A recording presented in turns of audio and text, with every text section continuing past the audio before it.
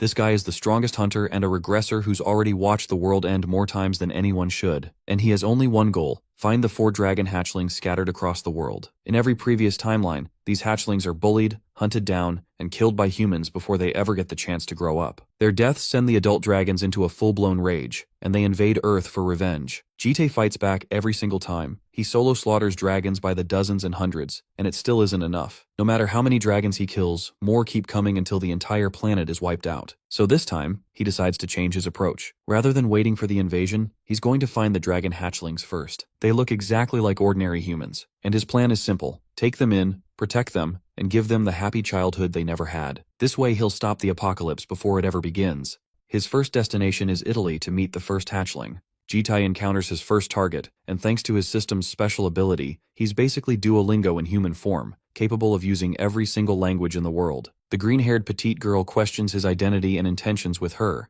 to which he responds saying he's got some business between them. She realizes that this man knows about her. He confirms this fact, and then asks if she knows about him all the same. Without even hesitating, the ominous girl confirms his name as Yu Jite, showcasing that she knows everything. Now, our boy wasn't expecting to get doxxed like that, so he shifts his tone into a serious one and asks where she heard about him. The girl points him to his ID badge, because of his formal attire as a policeman. It's written out in the open. She quits her joking tone, hilariously revealing that she has absolutely no idea who he is or what his deal is. Be that as it may, there is one thing she knows with absolute confidence, and it's that the absolute unit of a man standing before her eyes is supremely powerful. Considering the scenic view, a man of such power doesn't belong here in this place. Both of her judgments are accurate, so he simply averts his gaze. That leads the girl to wonder about his real intention, if he's some kind of assassin sent here to kill her ass. Jite denies any such possibility, so then she assumes that it must be related to some kind of super-secret kidnapping mission. Our boy basically agrees that this is what it's going to be. She weirds him the hell out by asking if he's the type of freaky Reddit furry who gets a boner for dragons. Jite is done with her goofing personality, and assures the hatchling that his purpose is to protect her this time. This means that if she doesn't follow his advice, he's going to have to use forceful means just to bend her to his will. An interesting revelation about the Green Dragon clan comes with their special eyesight. They can immediately grasp the scope of a situation,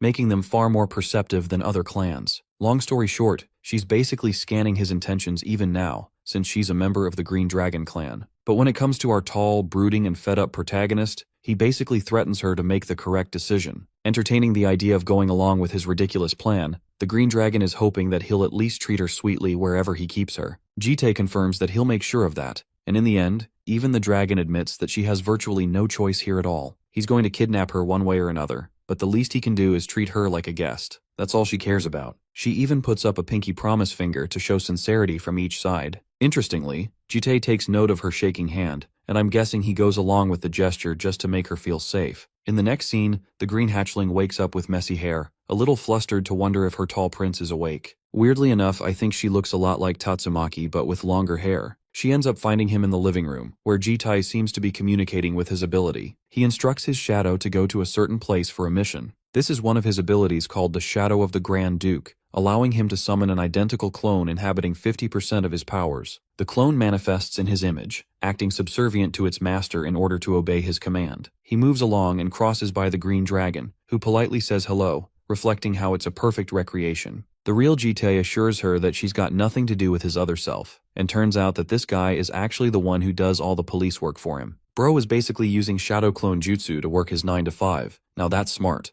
Anyway, she realizes quickly that this man doesn't go to work at all, but Jite argues that he's technically working because the clone is one of his abilities. The more important factor is him sticking by her side, basically providing her the service of a bodyguard. She buys that explanation and sits next to him, suggesting they have breakfast. Jite is surprised that she mentioned that, while she playfully teases him to eat something because he even skipped dinner last night, and even then he rejects her offer. Bro is following Brian Johnson's protocol to keep those calories low for sure. The green dragon pouts, saying how weird it is that the owner of the house doesn't even eat while she gets to do whatever. Jite counters by asking why she bothers eating thrice a day, when dragons can easily live without needing to eat any food. The playful dragon basically tells his depressed ass that life is more than just survival, and eating makes her happy. This is something that surprises him a little, so she gets up immediately afterwards and orders him to come grocery shopping with her. Bro rejects that offer too, but the green dragon is insistent, emphasizing that she wants to show him the power of breakfast. Fast forwarding to a shopping mart, we arrive in a busy place of people. Their attention isn't focused on their own shopping, but towards an alluring goddess who looks like a celebrity from afar. Jite walks with the pretty dragon, realizing that couples are literally fighting each other just because they're walking by. With their shopping finished, Jite complains that they've brought way too much food. The reason she did this is simple. It's because this man doesn't keep any food in his kitchen. Bro doesn't even have cooking utensils, and she wants to take care of that station from now on. That's why she's dying to serve him some real breakfast for once. A grumpy Jite demands her to leave everything at home so they can eat outside, and this is something that bugs her. Turns out that they have to go somewhere immediately, a place where she needs to come along. He also thinks it's past breakfast time, and it makes her feel sad because she hadn't shopped in a while. She follows his lead, asking where they need to go,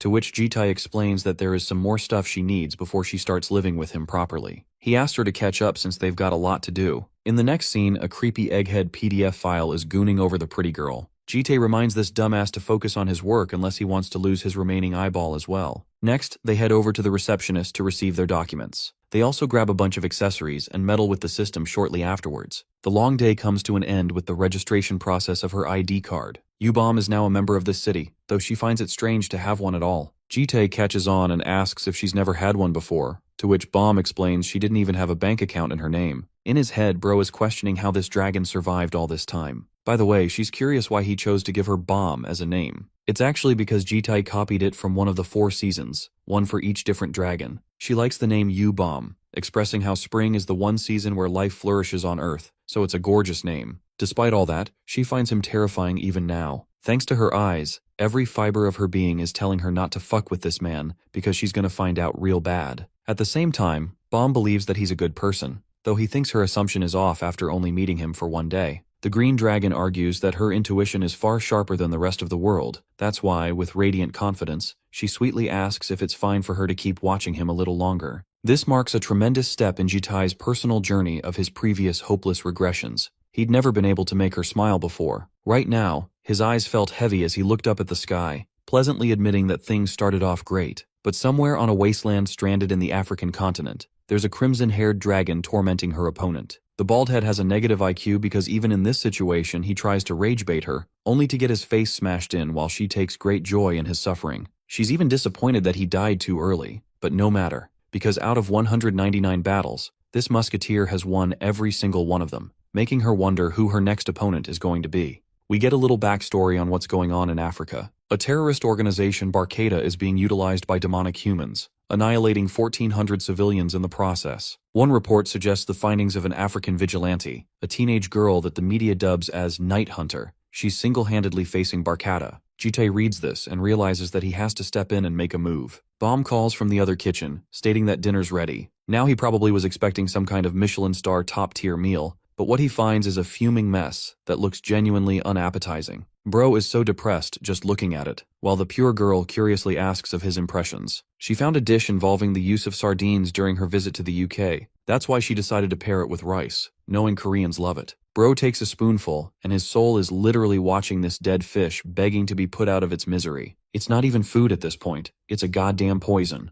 Jite switches topics and reveals his intentions of grabbing the red dragon. Bomb pouts in sadness, reflecting that it's gonna be a real mess grabbing her. She's not someone who would easily come along if he just asks. That's actually why this guy is intending on using Bomb to help with the persuasion, though she doesn't think her involvement is going to help much. Both dragons are from different houses, so it's a little awkward. By the way, Bro still hasn't taken a bite of this corpse of a meal. Bomb explains that all dragon houses want different things. While she loves building things personally, the red dragons have a different nature. They're more tending when it comes to war and violence. They love showing off their dominance, which is why using force isn't going to help. To red dragons, their pride and honor means everything, so defeat basically means death. Though Jite understands this, he also thinks it's dangerous if he doesn't go out and rescue her soon, because hidden in the same wasteland is a powerful warrior coming to get her, and if he doesn't do anything, she's bound to get killed by this person. That's why he wants Bomb to come, so that they don't have to fight and settle things easily. She watches him blankly, which really baffles him. The spring dragon really finds it odd that he's asking her help out in the open, because initially, he gives her the impression that he's the do-it-all workaholic who never asks for anyone else's help. She's so astonished by his request that she agrees right away,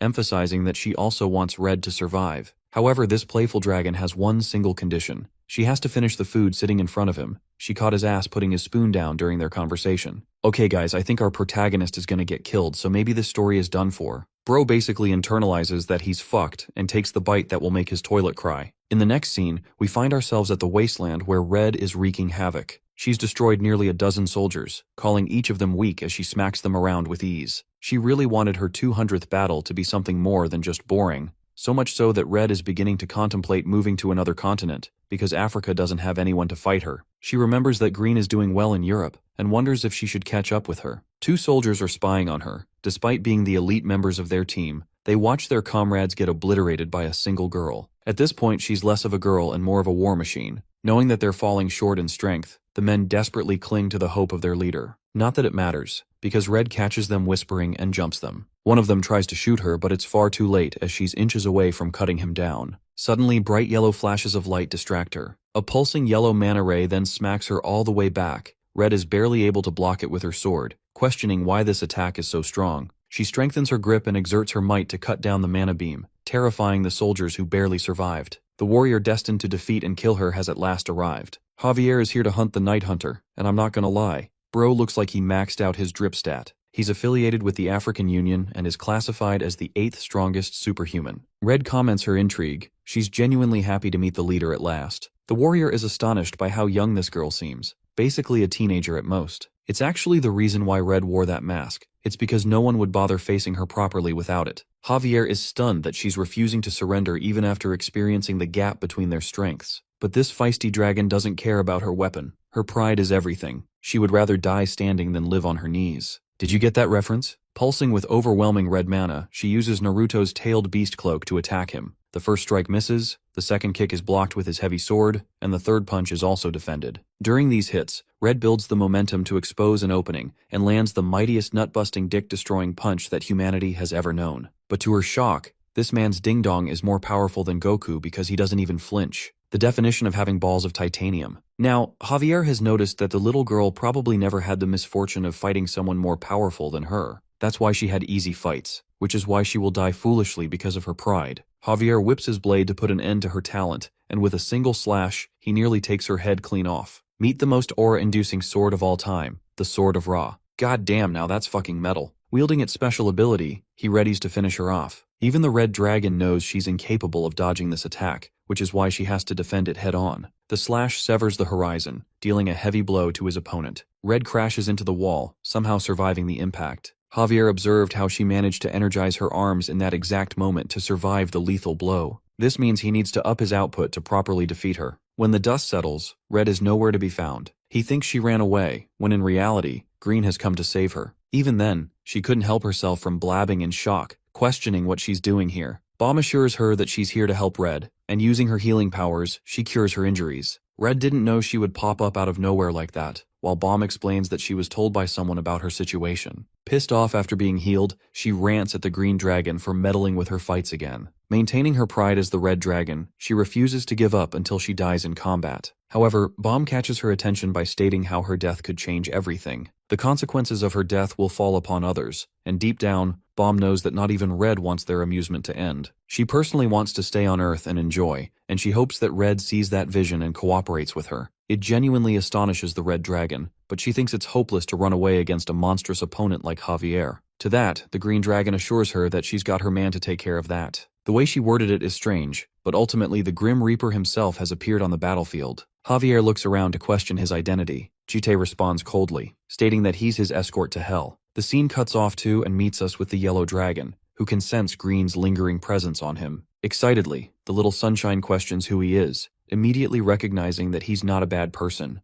Back to the battle of the 2 aura farmers. Javier thinks it's weird for this guy to come help the little girl escape. Instead of fighting head-on, Jitai offers the warrior a chance to just stop the fight. This is an insulting remark to him, who walks up to our guy, pissed that this dude came out of nowhere barking orders at him. He thinks that Red has crossed a line, but Jitai argues that she's never killed anyone at all. The warrior takes great offense, but Jitai personally assures him that he's going to take the girl away, urging them to settle this affair peacefully. Refusing his offer, Javier grabs his sword, gathering the might of Ra in his blade. As he's about to slash the man before him, Javier emphasizes that this is the territory of their organization. As one of the investigators, he's going to arrest both of them. Saying as much, he unleashes the full swing of the same sword slash he inflicted upon Red. The destructive output literally obliterates everything in its way, scarring the earth with a trail. What's interesting is that Javier for sure knows his attack wouldn't have killed this guy, especially if he's affiliated with the red girl. Speaking of which, Jitai basically pulls a "he's right behind me, isn't he?" card on his ass. Javier knows he's cooked, while my man reminds the superhuman that he's only ranked 8th among all of them,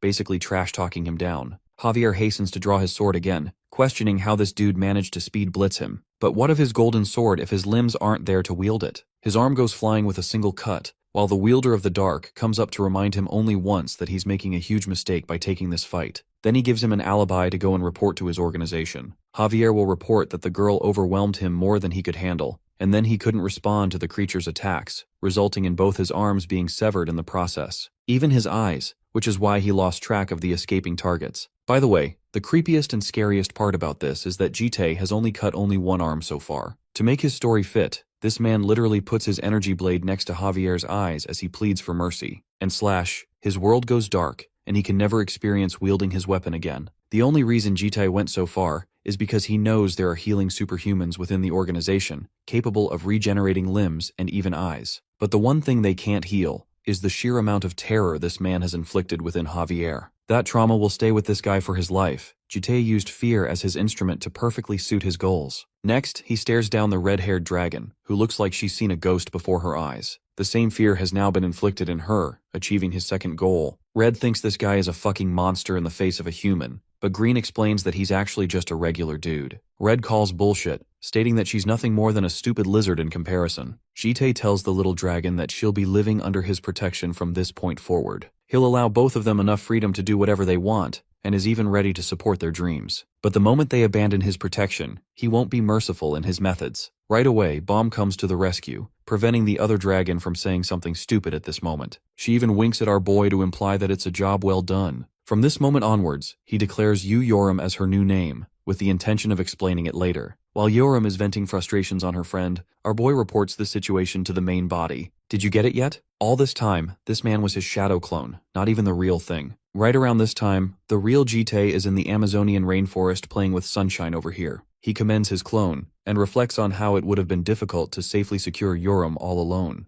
That's why the Green Dragon's involvement was needed here. The pretty yellow-haired girl sits down to ask him who he just talked to. He doesn't say anything, but she teases him by reminding him that his smartwatch is sitting on her wrist. This is the Gold Dragon, and just like every other Gold Dragon, they love attention. In 6 of her lives, the Gold Dragon spent 2 of them reveling in fame. However, the one dragon who grew the most popularity simultaneously caused the most destruction among them. Even though she wanted the love of thousands, it came at a cost. Think of it like a pretty rose that came with its sharp thorns. It's also the reason she's currently stranded in the middle of nowhere to avoid attention. Anyway, while she's openly expressing herself about how cool the smartwatch is, he genuinely asks her what she's doing here at all. The question stuns her, but GT explains that the Gold Dragon is supposed to revel among humans. Instead, she's out here with monsters all by herself. His observation shocks her, but apparently the Green Dragon told her all about this one's information. Hearing her name, she dances around, flocking and confirming her assumption that he knows Green. Keeping it straight, Jite bluntly asks if she's truly afraid of humans now. His words shake her to her core. The pretty angel admits that she isn't scared of them, having shared a space around them before. Instead, she's terrified. The creeps among them looked at her with predatory eyes, even following her around. Deep down, she's just a baby who's afraid of those things, so she isolated herself. Changing topics, Jite asks if she likes bread. She reminds him that she's a dragon, so she doesn't really need to eat. Snapping his fingers, he activates his subdimension with so much space inside that it can devour a city whole. The many limbs of his dimension personally come to deliver a bag full of treats. It kind of reminds me of Mojito's domain expansion. Anyway, Gold's eyes glitter in joy when she sees a bunch of different treats. He hands the whole thing over to her for free, while she's out here salivating over donuts and blueberry egg tarts. Using this as a crutch,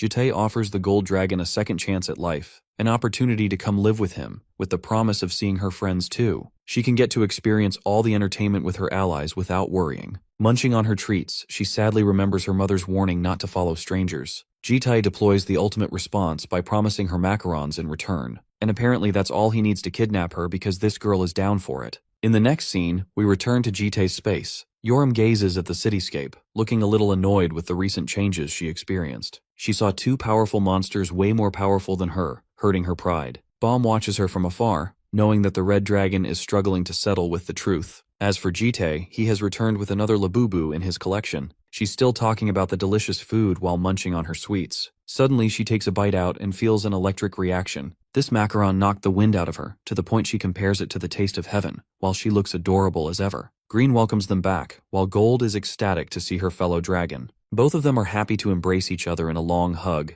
expressing how the two missed each other. Their positive nature is bouncing off each other, as Gold questions how long Green has been living with Jitai. While they're catching up with Red, Jitai retrieves his clone and thanks him for his excellent service. For now, he stationed the guy back to work. Red returns from the balcony, catching his attention. Right away, she appears bummed out by his presence, but Gold is the happiest to see her. Acting like a clingy attention seeker, she surrounds herself by being noisy and asking questions, even teasing Yoram for doing all the bad things like the red dragon she is. Yoram snaps her little yapping beak, calling her a chicklet, and then roaring at her for being annoying. Poor Chicklet got scolded, but it's time for a proper session. Jite gathers all three girls and asks about their ages. The eldest of the three is Bomb, who is 20, Yoram is 16, and finally Gold is just 10. Dragons grow really fast. This is the Chicklet's way of reminding Jite not to treat them like kids. What caught her attention is how everyone seems to be calling Red as Yoram. To fill in the gaps, Bomb explains that it's a name that this guy assigned to everyone, with her being Bomb.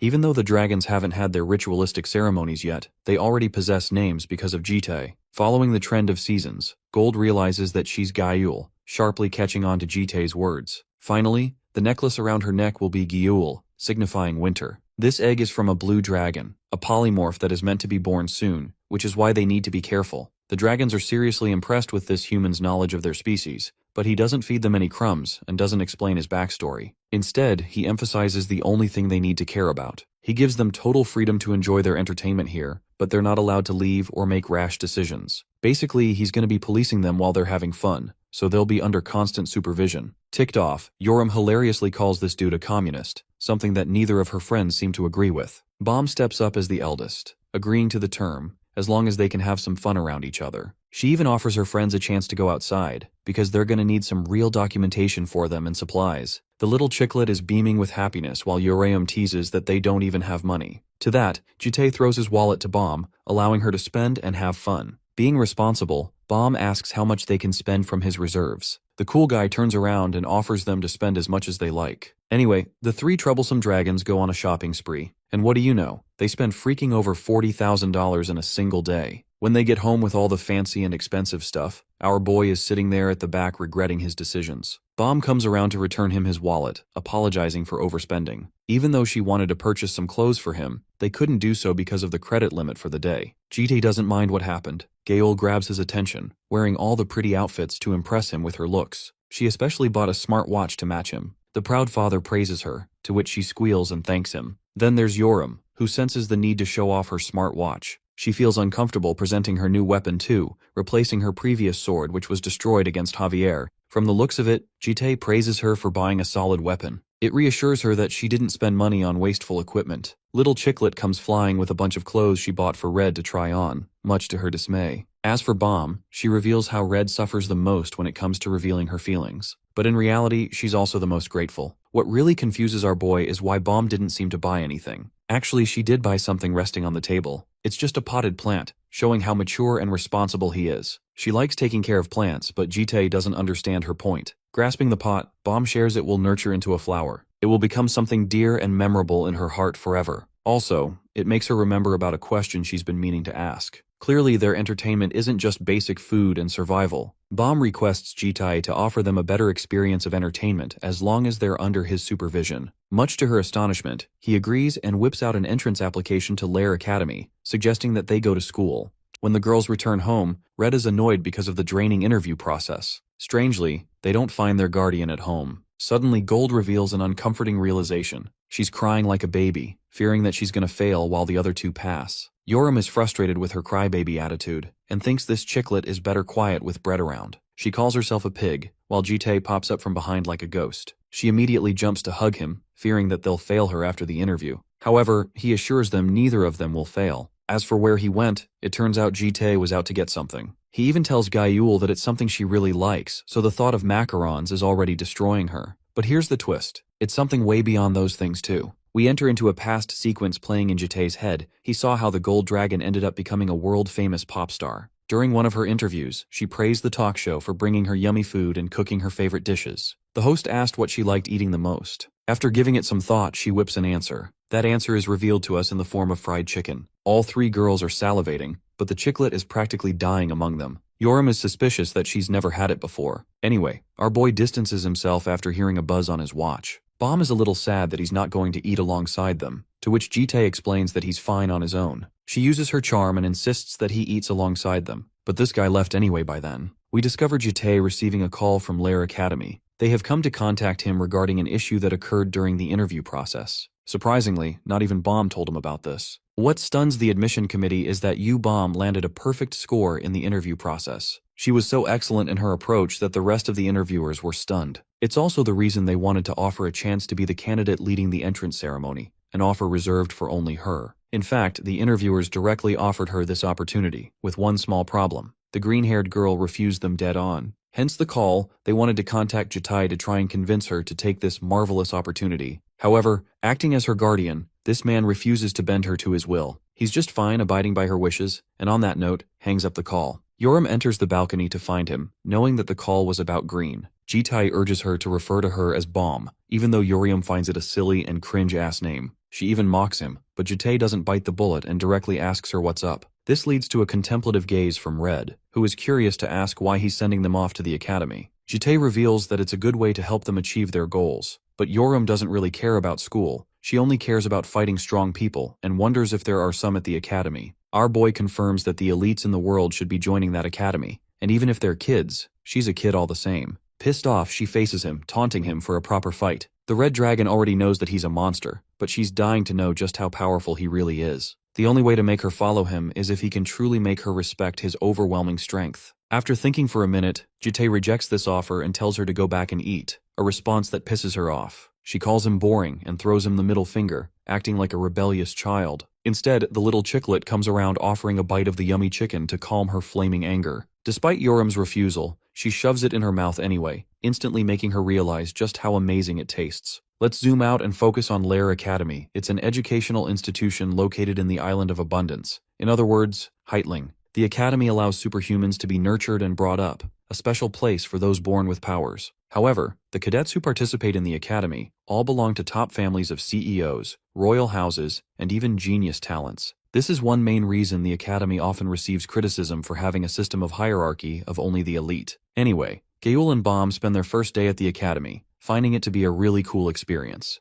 Gaul has her fan theory for thinking that their guardian is some kind of trust fund baby too, which is why he allowed them to spend that money. But Bomb is mature enough to know it's not the case. The good thing is all three of them got in. The chicklet is just happy to be there spending time with the others. What bothers her is why Yoram and Jitae are absent. Bomb remembers that the Red Dragon is headed to the Blue Dragon School for her exams, and he went to accompany her on the way. Adults are required to supervise their children into the academy. This is to make sure that bratty and undisciplined superhumans don't start rampaging around. And when it comes to the Red Dragon, she's a ticking bomb who can act out like a menace. Bomb also explains that Urium's test is necessary for her to earn the right to duel other cadets. This fills Gaul up with excitement. She's dying to watch her match, but unfortunately Jitae already declined this idea, much to the little girl's disappointment. Bomb reveals that it's going to be strange if they went together as people are already eyeing them down. We arrive at the Blue Dragon School's dueling pavilion. Here, cadets are facing each other in 4 different arenas in each respective match. Our guy is looking max level dripped out while watching calmly from the stands. The examiner urges the supervisors to remain calm as they're giving the other cadets needless anxiety. This person formally introduces himself as the head professor of the Blue Dragon School, Yuan. Each of them are impressed with his dignified looks and polite demeanor, and everyone remembers him as a decorated war hero. But Jitae seems quiet, hinting that there's something hidden in plain sight about this guy. He hears the announcement for Yoram's matchup, who goes up inside the arena hoping for this thing to be worth her time. Facing her is a blonde young lady with a fierce glare. The Red Dragon is planning to break out of her home if the duel doesn't entertain her. Before the fight, a bunch of other cadets from the audience are placing bets on each side. Some of them are enthralled by their looks, but when it comes to fighting ability, everyone thinks Sofia Vorkova will win. She's had enough experience in Rill after all. It's a special task force of Russia that played a huge role in the Great War. Am I seeing things, or did Truck-kun also isekai ghost from Call of Duty in this world? Anyway, the task force is known for its brutal training methods, beyond torturous for each of its members. Sophia's supervisor is her father, who reminds her of everyone's expectations. He wants her to win badly, but this girl just finds the whole thing embarrassing. Taunting her, our tomboy over here calls her a papa's boy, intentionally trying to rage bait her ass into quitting. But this big talk doesn't seem to faze the woman before her. Sophia instills a frightening glare and threatens to kill her, the kind of reaction that this feisty dragon wants in the first place. The spectators are starting to think both of these girls are straight-up psychos, while our boy oversees calmly. The fighters get into position, with Sophia tending to her fists and Yoram to her blade. The match begins, and in that exact instant, Sophia flashes with a teleporting speed to nail the first hit. Yoram is able to match and block the attack just in time, commending her opponent's speed. Responding in kind, she goes on the offensive for a diagonal slash, forcing Sophia to duck and expose an opening. Using that opening, the excellent combatant slams a clean kick across Uriam's side, tearing apart her clothes in the process. Now Urim is really pissed. She only just got these clothes too, but Sophia's not quite done. Placing a formidable step, she fucking teleports again like she's using Ultra Instinct. This time, an epic back-and-forth encounter ensues between the two fighters, with Uriam mostly going on the defensive to avoid her attacks. Using the cage to her advantage, the red dragon leaps against it for pushback momentum. The two fighters approach each other in a head-on confrontation, with Yoram looking as beastly as ever. Her fearless assault overwhelms Sophia, who is forced to block her swing with a huge cost. Her forearm bones literally freaking shatter, causing her a great deal of pain. The red dragon knows she's got the upper hand here, so she flash steps at that very same moment to teleport behind, aiming to finish the fight from a backward swing. Yoram reminds her prey that she was only toying with her so far, and saying so, she slams such a heavy fist that it knocks her straight towards the cage. Sophia coughs out blood, nearly blacking out from the impact. The match is over with Red towering over her opponent with her sword. Adopting the trash talk of a typical Valorant lobby, Yorium basically pulls a GG easy move on her. She goes away thinking very little of the so-called elites in the academy, believing they're just a bunch of losers. The spectators are frightened, seeing how badly Sophia got fucked up right before their damn eyes. As for her opponent, Yoram didn't even suffer a scratch. She just played with her food all this time. Some of them think Sophia's weak. Others believe the redhead is too strong. Some are even starting to believe Sophia's just a Nepo baby who probably isn't even a real member. The crowd's reaction is starting to bother her. Luckily, the nurse has healed her immediate injuries, but Sophia's arms are going to need some work because they're a mess. Frustrated, the girl clutches her fist, stating that she's just fine. Her father knows what he has to do, and tells her that she did her best. It's not the outcome they expected, but she could never beat her opponent in her state. He reminds her that he's not even disappointed, but this crazy girl only seems to be eyeing down his knife. While he's yapping on and on about a motivational speech, the nurse informs him that his daughter is headed in the opposite direction. Sophia psychotically thinks the match isn't over even after her announced defeat, and this time she imbues the weapon with some of her mana. Yoram is about to leave when she calls her out, before blitzing full speed and stabbing her right in the back. Watching this shitty move, GT appears unfazed. The red dragon was attacked out of the blue, while Sophia exhibits full murderous intent to kill her. This is a great upset that stuns not only the spectators but also Wei Yuan, the head professor. Jite appears visibly pissed the fuck off. He watches Sophia drive a blade all up in her back, until eventually both crash outside the arena. By the way, it went all the way through to Yoriam's side. Now she's genuinely starting to think about burying this bitch. But that's not all. Sophia goes on the offensive again with full bloodlust, aiming to punch her down. Even in her condition, Yoram dodges the hit, before grabbing her stupid hair and pulling the bitch back. This time, Yoram's in the mood to kill her. In goes the first hit, knocking the Brian cells out of the crazy blonde. Then it turns into a massacre. Yoram continues to hit her face, drawing blood with each hit as the spectators watch in fear. Her last hit throws her into the stands. Now Sophia looks wasted as hell. Girl got slimed out like Yamcha, but the red dragon isn't finished just yet. She pulls the blade out of her back and marches forth with an even more terrifying bloodlust,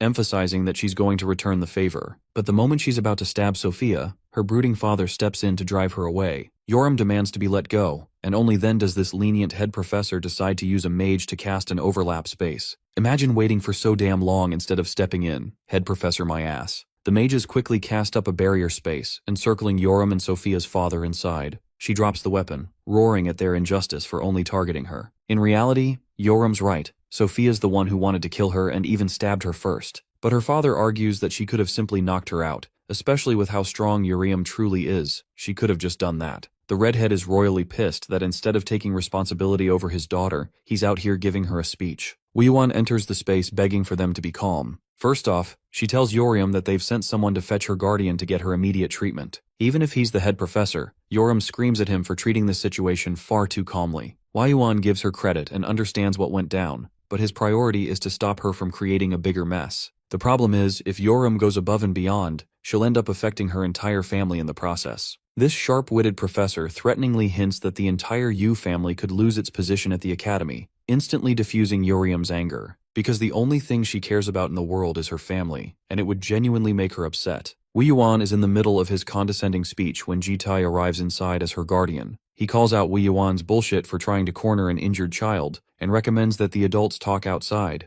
I don't know about you guys, but every time this man does something, he always earns my respect. Both of them are speechless, with Yoriam showing a hint of frustration and disappointment. In the next scene, we arrive in Wei Yuan's office. There's Jitae, and seated in front of Sophia's father as the head professor personally serves them tea. Now, the head professor's initial impression of this guy is pretty suspicious. First of all, the only people who can casually step inside the overlap space are super strong, high-level rankers. But this guy's also a mystery. There's no mention of him in any records, so Wei Yuan is interested in investigating his identity at a later point. The discussion starts with both parties appearing visibly at odds with each other. Wei Yuan apologizes for what happened. Sophia looks like a blood pulp. Our favorite tomboy sure gave her a new do-over. Yoriam has been discharged after recovering, so Wei Yuan believes there's no need to make a bigger deal out of this. They will inevitably run into each other again at the Blue Dragon School, so it's best that they make amends now. Sophia's father immediately offers an apology on behalf of his daughter. Mikhailov responsibly states how immature his daughter is to let her emotions get the best of her. Now, any ordinary protagonist would accept this apology,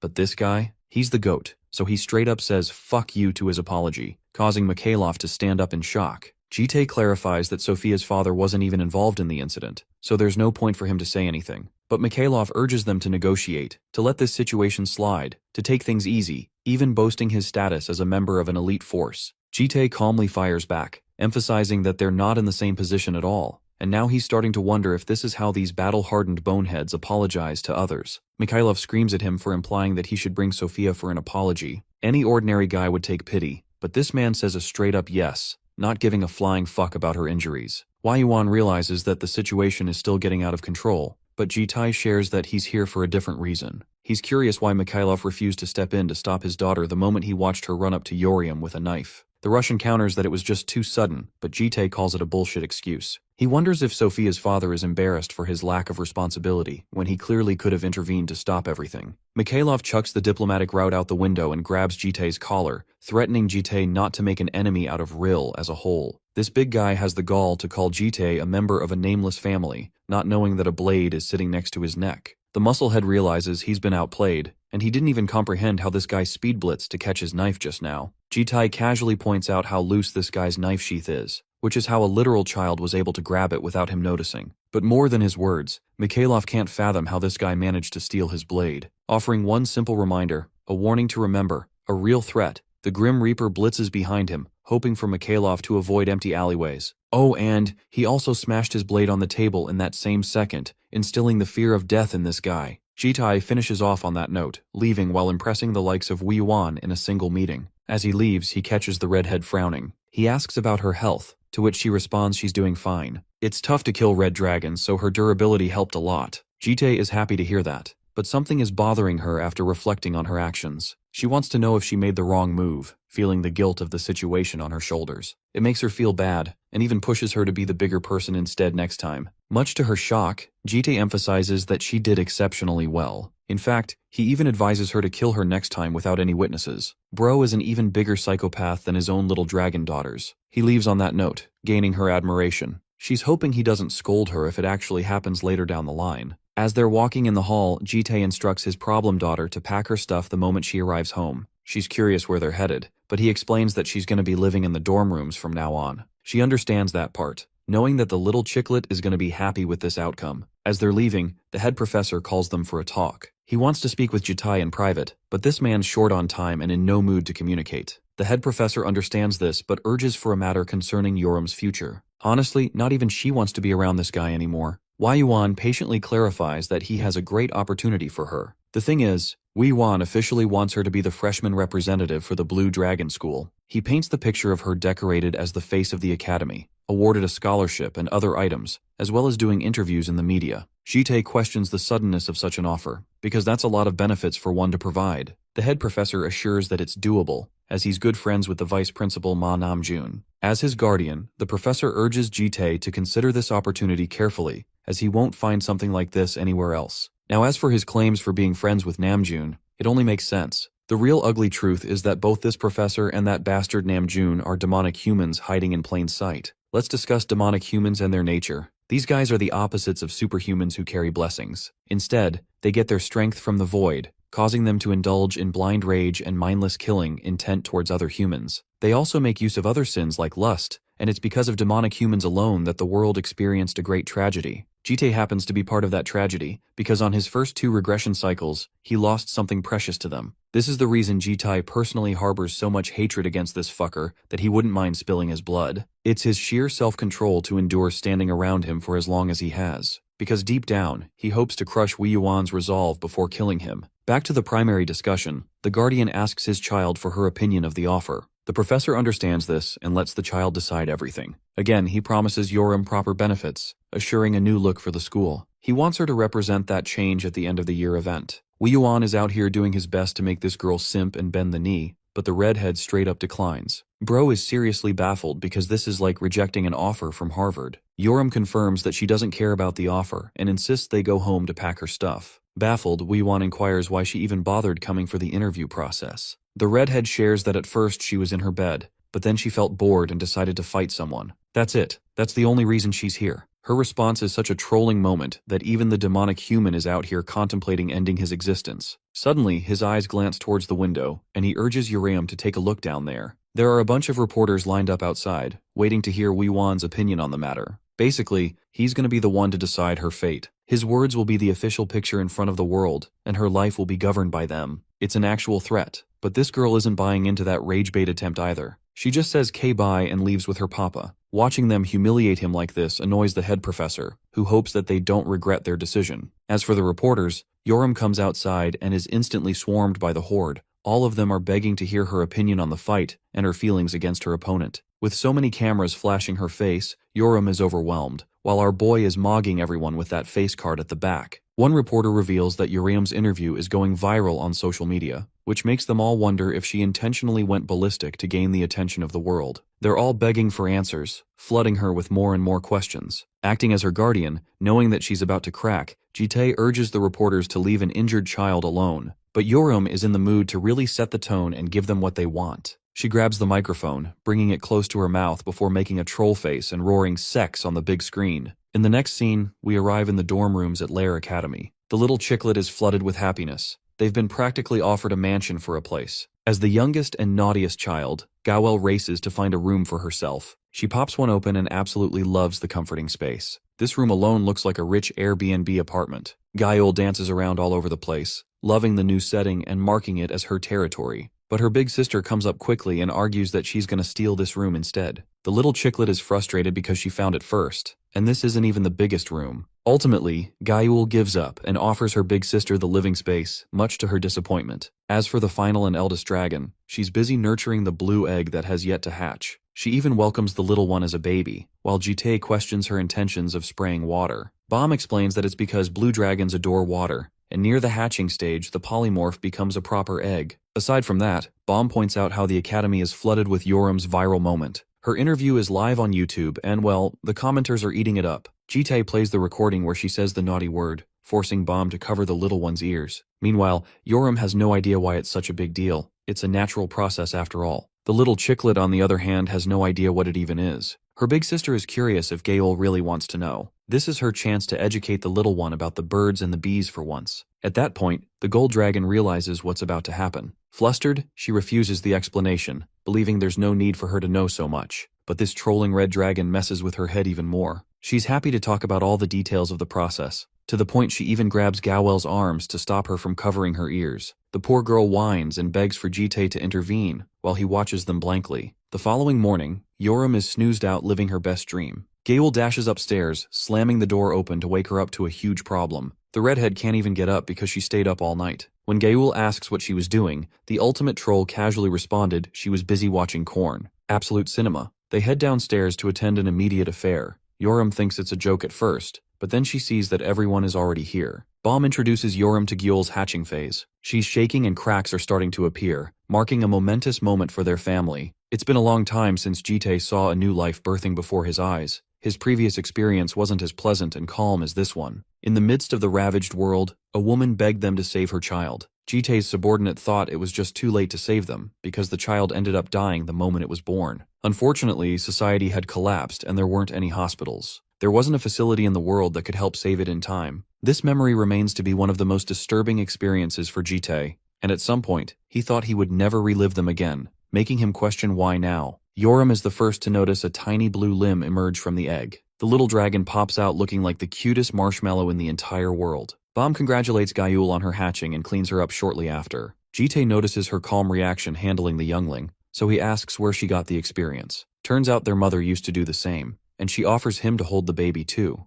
only for our guy to refuse. Gyul on the other hand is dying to hold the little one, so Bomb hands it over, urging her to treat the little one with care. Gold and Blue embrace each other warmly, enjoying each second. Using this as an opportunity to get back at Yoram, Gyul states that the red dragon secretly wants to hold her too. She tosses the little one straight into her arms, forcing Yoram to lock in and catch the baby. In Yoram's arms, the little one melts into sleep, looking straight up adorable. Even the troll admits that the baby's cute, and urges their guardian to give it a shot, or else the baby will be sad. The redhead tomboy ragebaits this man by calling him a wannabe nonchalant guy. So to force him to catch it, she has the ridiculous freaking plan of throwing the damn baby. Even Gyul is worried that this psycho idiot might throw a newborn. Here, Yoram exposes her mission, one that she decided upon the moment she stepped into her new house. That mission is to do her absolute best to make this guy break his composure and panic. And because of that stupid plan, she tries to throw Gyul. But before she can even look at him, Bro pops up behind her and grabs the baby. And he did all of that without even breaking composure? Dude is nonchalant pro max. Bomb thinks this is a good opportunity for Jitae to pet the baby dragon now that he's already got her. Following her words, he places his fingers on top of the baby's head, questioning if he's doing it right. Just 2 light fingers tapping its head. The moment is so rare that Gyul snaps a photo through her smartwatch, knowing she'll never get another chance. Speaking of photos, Bomb recommends they take one together with a flower. She's going to be using this flower for the photo, which confuses both her little sisters. That damn flower is hilariously tucked behind Jitae's ear to match Gyul's blue one. They look so adorable like this. The other 3 dragons are entertained by the moment. Jitae is a little annoyed and urges them to hurry up for the picture. Yoram tries to play the part of a brat who finds it too cringy to take pictures. In the end, she agrees, and Gyul's the one who counts down the selfie timer. The picture is honestly pretty nice, showing Jitae being himself, and the rest of the sisters displaying each of their personalities. After the photo session, the little Gyul is fed properly for the next stage. Jitae asks Bomb what she intends to do. Apparently, her goal is to help Gyul learn how to polymorph using magic transfer. Let's discuss magic transfer. It's a process involving the flow of mana between 2 individuals, an easier way to teach someone a spell. Typically, the person being taught doesn't have to give up a prize, but it does affect the lifespan of the person who is transferring the technique. That's why Jitae is cautious if she should really risk her lifespan for this. Unfortunately, they can't have Gyul staying like this forever. Back at their place, Yoram, Gyul, and her learn to polymorph together, contrasting the blue dragon's experience, who hasn't learned a thing. Dragons grow really fast, which is why she wants the little one to experience true joy before she gets all big. Going with her plans, Jitae tells her that he's willing to help if necessary, and she's surprised that he's knowledgeable about magic too. Aside from the magic transfer, she has a personal request of her own. Bomb wishes for him to stay by her side when she initiates the transfer process. He agrees with her request, but she's a teasing little thing and wants him to come closer to her. Jitae thinks it's not needed for him to sit literally inches away from her, but she thinks it's absolutely necessary in case she falls and drops the little one. I mean, the girl is deadass saying this to someone who has been speed blitzing the shit out of every opponent so far. Bomb's adorable mountain of excuses end up wearing off Jitae's armor, and ultimately, he resigns. Bro is actually sitting next to her now, their shoulders touching each other. She admits how hard his muscles feel, but suddenly changes the topic when he confronts her. This girl is 100% a simp for him. Lost in her feelings, she initiates the transfer process with Gyul, connecting their bodies. Days passed. Bomb is out here knocked out of energy as the process reaches its completion. She thanks him for his contribution and intends to go take her rest now, leaving Jitae to deal with feeding the baby and taking care of her. In the end, her fatigue gets the better of her as she slips and falls. But not to worry, Prince Charming is there to catch her in his arms. He's fine with taking her to her room, causing Bomb to get even more flustered. She thinks it's a little embarrassing for her to be held like this, while Jitae responds that she's still making jokes. He reminds her that she's quite light, which is something she uses to tease him for being so sweet. After putting her to bed, Jitai leaves her room, closing it shut. Suddenly, he senses something from Gyeol and realizes that the process has already begun. When he arrives back in the room, there's no baby dragon but a tiny blue-haired girl. This little girl is just as cute as her draconic self. It's her first time transforming and this guy has no idea how to deal with this thing. Jitae greets her with a simple hello, marking their first conversation. In the next scene, we return to the police station where his clone is busy doing his shift. Turns out that his clone is easily hunting down superhuman criminals all by himself, bringing their department a good name. His captain is happy to treat both of them to a meal as it's a nice occasion. Worry reminds this fool that he's about to pay with the company's card, causing him to burst into laughter. Like always, our nonchalant king declines the offer, believing he's got some plans of his own. His friends don't have any clue why he leaves so early, always going back home after work. They're starting to wonder if he's got a secret girlfriend, but he denies any such possibility. Saying so, he leaves with his friends calling out to him. Next, we witness an interaction between a black-haired girl and Jitae. The clone perfectly mimics the girl's appearance,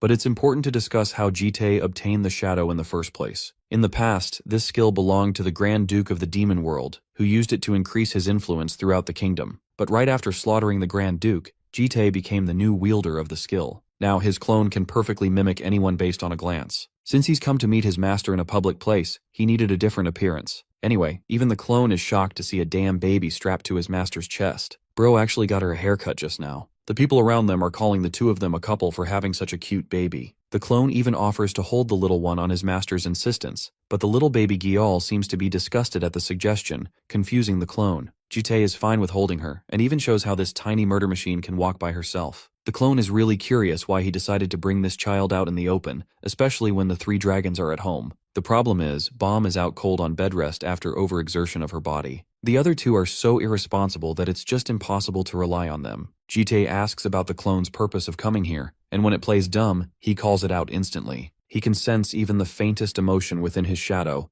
so he knows there's something bothering it. The shadow expresses her genuine role in this mission. With its previous owners, it could never experience a normal life like this. They wanted to use the shadow for critical missions, like by means of assassination, or even sending them to distant locations where their authority must be shown. But now that Jitae is adjusting to his normal life, his shadow can't seem to understand how to blend in. It even apologizes for speaking its feelings, though our boy understands its feelings well. The shadow is a being with its own mind, but his master does have an important mission in the future. Until then, he wants the clone to keep on doing as it is. Also, he wants it to go and experience a drink with his co-workers on their earlier suggestion. After all, there will come a time where the shadow won't be able to see them anymore. With those instructions, it walks back to the office. Jitae is suddenly drawn to a mother who freshly bought her daughter a teddy bear as a gift. That little panda catches little Gyeol's attraction. It's clear that she wants it too, and Papa over here can see that. He asks if she wants one of her own, and pulls a teddy bear from his city-wide inventory realm. Unfortunately, it looks different from the panda, but he hands it over to her still. Gyeol falls in love at first sight, adoring her gift. He even asks if she likes it, to which she puts the teddy down and starts walking up to the adult. Jitae picks her up, wondering if this is her way of asking for more. In reality, she grabs her face and actually puts her head against his own. It might be the cutest moment of this story so far. Our boy is dumbstruck by her intentions and wonders what's the play here. It's an action resembling Bomb's magic transference technique. Jitae quickly catches on that dragons might use this technique to display affection. All his traumatic memories of his 6 tragic lifetimes come surfacing back in his mind. He faced demons and a horde of dragons, losing countless things in the process. He even spun the axis of regression one more time to gamble it all again. It seems that Gyeol must have tapped into his brain for a moment,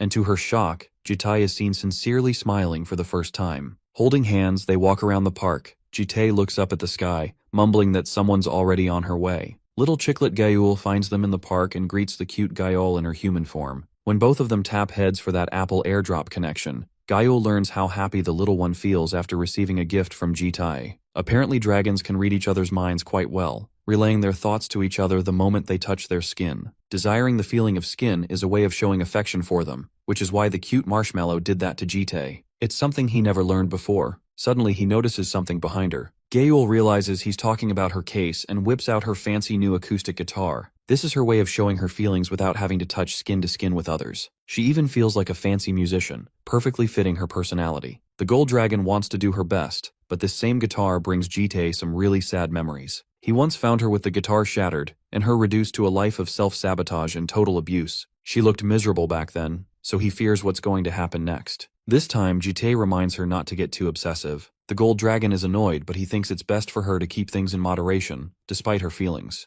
Jite then asks about Bomb to check on her condition, and learns that she's still knocked out asleep because of the fever. That part can't be helped much because of the transference procedure. As for Yoram, he asks about her too, and learns that this maniac is busy being a loser at home watching dramas all by herself. It's actually fascinating that she's found an interest beyond mindless fighting for once. It's a good development in our boy's eyes at least. They end up arriving back home. Almost instantly, he senses a sinister presence. The gold dragon is going to check up on Bomb, but he stops her, pulling her back before bluntly ordering Gaul to secure her little sister in her room. And until he says so, he doesn't want her to come out. He doesn't even explain why, adopting a terrifying tone. The gold dragon agrees and takes the blue one away. Now that he's alone, he opens up Bomb's door. Here, he finds 4 different entities lingering around her. These people are fiercely pissed that Bomb has been reduced to such a condition. Their first assumption is to meet Jite with anger, questioning if he's the one responsible. Let's understand what these creatures are. Dragons have servants of their own, allowing them to control a handful of monsters and humans through their magic. They would then turn these servants into loyal knights and slaves to protect their home. Even among such guardians, there are elite bodyguards who have been serving the hatchlings. From the looks of things, Jite realizes that they used sleep magic on her. The guardian roars at him, demanding an answer. Jite doesn't give a damn and believes they should at least introduce themselves first, basically treating them like a joke. The guardian decides to demonstrate the lowly human their terror, believing that only the strong should be the ones to ask questions, using a move called Dark Clarity to cage Jite in one move. From a glance, he can tell that they used a solid high-level protection barrier already. The guardian offers a final warning, questioning what the human has done to the green dragon, demanding an answer. Jite calmly replies with the news of the blue dragon's hatching,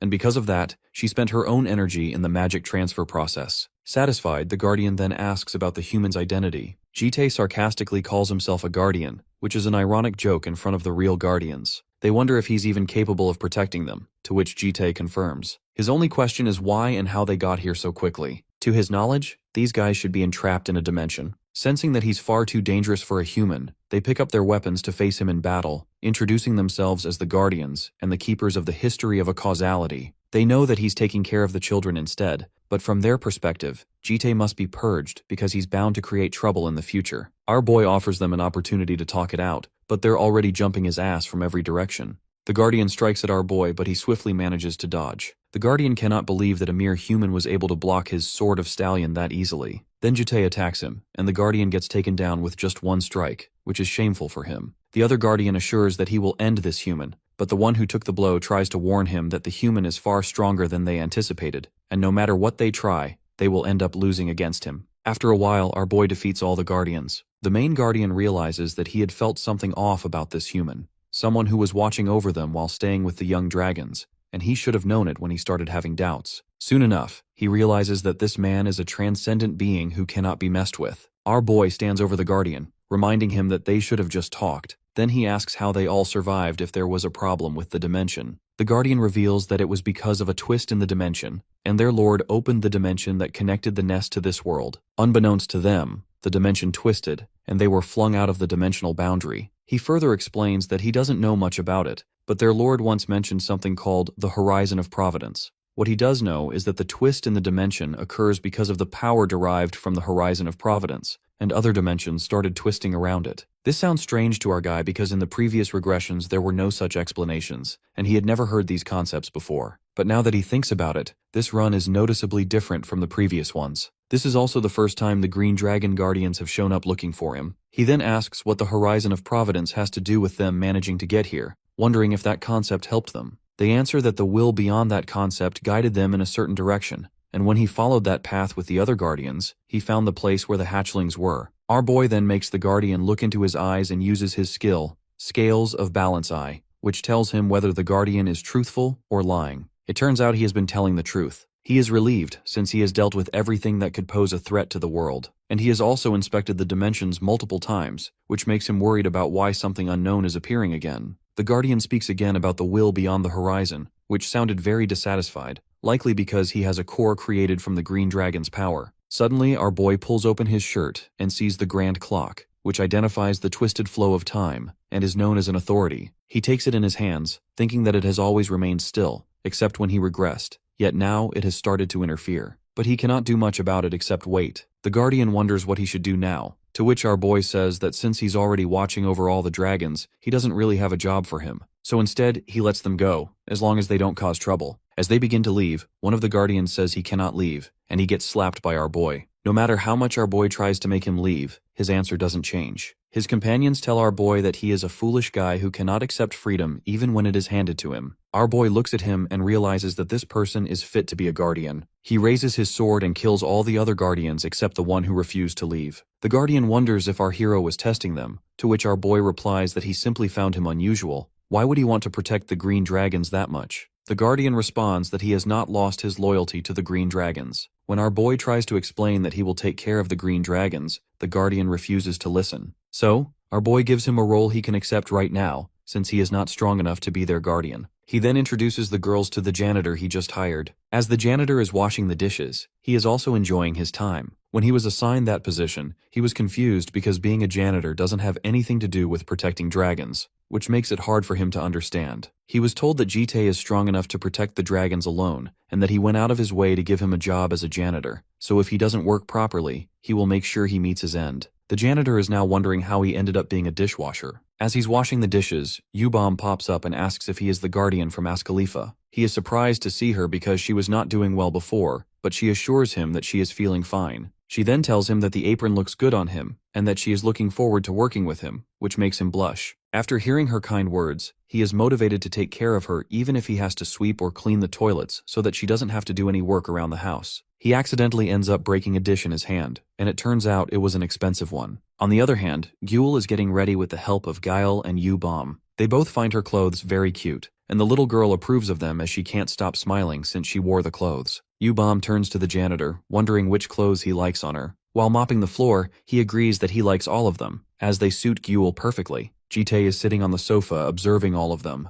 He looks at Gyul a little more closely and notices her fingers look bruised, and instantly realizes that she is still playing the guitar, which makes her worried, and she tries to hide her fingers. She tries to explain that she only plays it in her free time. Yubom tries to calm him down and tells him not to be so harsh with her, and Jite explains that he didn't mean it harshly. He changes the topic and says he hasn't seen Uriam for a while, wondering if she is still in her room watching dramas. The janitor explains that he went to clean her room, but he was sent away. He is a little worried for her because she didn't look too great. It could be that she hasn't slept at all, so Jite decides to pay her a visit. In her room, when he visits her, Uriam wonders why he came to check if she is alive or not. He looks at the TV and sees she is watching a show, and she asks if he has watched it before. He denies it. She didn't tell him that the show has 7 seasons. The storyline is really crappy, and the historical accuracy is not accurate either. He simply tells her to stop watching it, and asks her to come out because he has to tell her something. After she comes out, he says that they are going to deep clean the house today, making the 3 ladies wonder why he made this decision so suddenly. He explains that even if they're not humans, they still have to live like humans while they are on Earth, pointing especially at Uriam and Gael, as they are the messiest. Hearing that, Gael yells at him, wondering why he entered her room without permission, as her mother told her that dragons cannot enter another dragon's lair without permission. He mocks her by saying that her mother should have also taught her how to clean her room, and she becomes annoyed. He then tells them not to worry about the living room and kitchen, and that they should only clean their own rooms for now. Yoram gets mad because they have a janitor for a reason, so why should they clean up?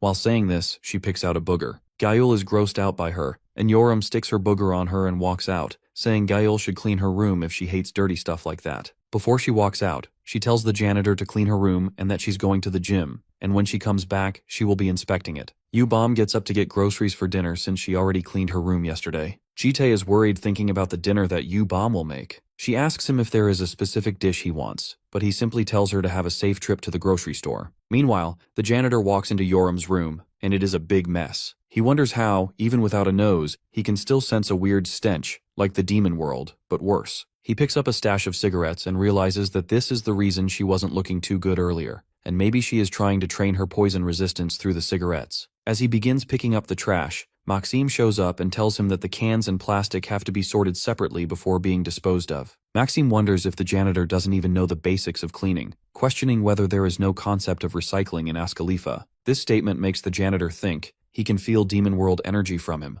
wondering if that is a clone. Maxime strictly tells him to hurry up. Suddenly Jite shows up, asking what they are doing. Maxime turns to him, saying the janitor wasn't doing his job right, so he was guiding him. The guy in the coat is Maxim from the demon world, who is used to humiliating those without power when they act up. Jitai then tells both of them to clean up because it would be too tough a job for the janitor to handle alone. Meanwhile, the girls are cleaning their rooms. After they're done, Maxim is given a map of Moscow, Russia, and he is told to go there because a demonic human organization named Invisibility is researching a transcendent-type demonic human there. He tells him to wrap up his work in a week and then head to Russia. Once he arrives, he needs to find the commander-class transcendent demonic human named Prototype X, and Maxim agrees to the decision. Just then, U-Bomb returns home with a lot of groceries since she has to feed a lot of people and cook a lot more food. When Maxim begins to leave since U-Bomb is back, Jite stops him, saying that he needs to swap clothes with him. A while later, the food is ready and the girls are enjoying it. Gale wishes the janitor could eat with them, but Urium says he doesn't even have a mouth to eat.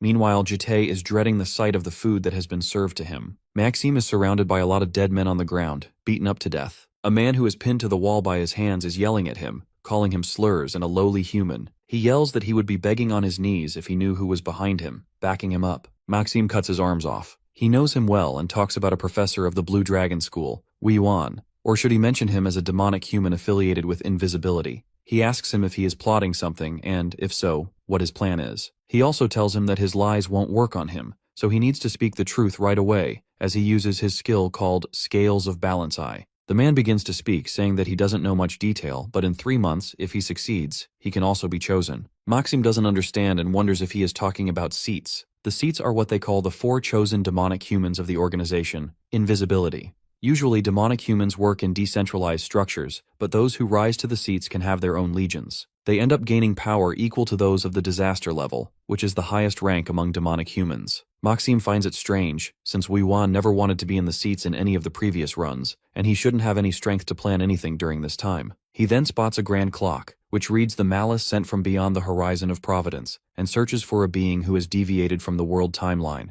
and its target is the demonic human Wei Yuan. Because someone from outside the world timeline, who harbors discontent toward regression, has interfered, Wei Yuan exists with the finest elements of the past runs and has deviated from the flow of repeated regressions. He realizes it can interfere with everything related to him remotely, because it was for the Guardians, and now it's Wei Yuan. The guy with the chopped arms says that if he spares him, he can get more information for him because he has a sick mother waiting at home. He begs that he won't betray him, but before he completes his sentence, Maxim beheads him. Maxim points at his eyes, saying that the lies wouldn't have worked on him anyway. The guy still would have died even if he was telling the truth. Then he snaps his fingers and causes destruction throughout the entire place. Back to our main guy. He's walking outside, wondering that if the plan would have allowed Wei Yuan to rise to the seats, it must be on a huge scale. This leads him to think it might be related to the lair. He remembers what Wei Yuan said to Yoram about the end-of-year event. He realizes it must have something to do with his plan. His attention then turns to a lady stopping by Gyul, calling the baby cute and saying she has never seen such a cute baby before. The 2 ladies are going crazy over the little girl. Our boy steps in and strictly asks if the ladies have something to do with the child,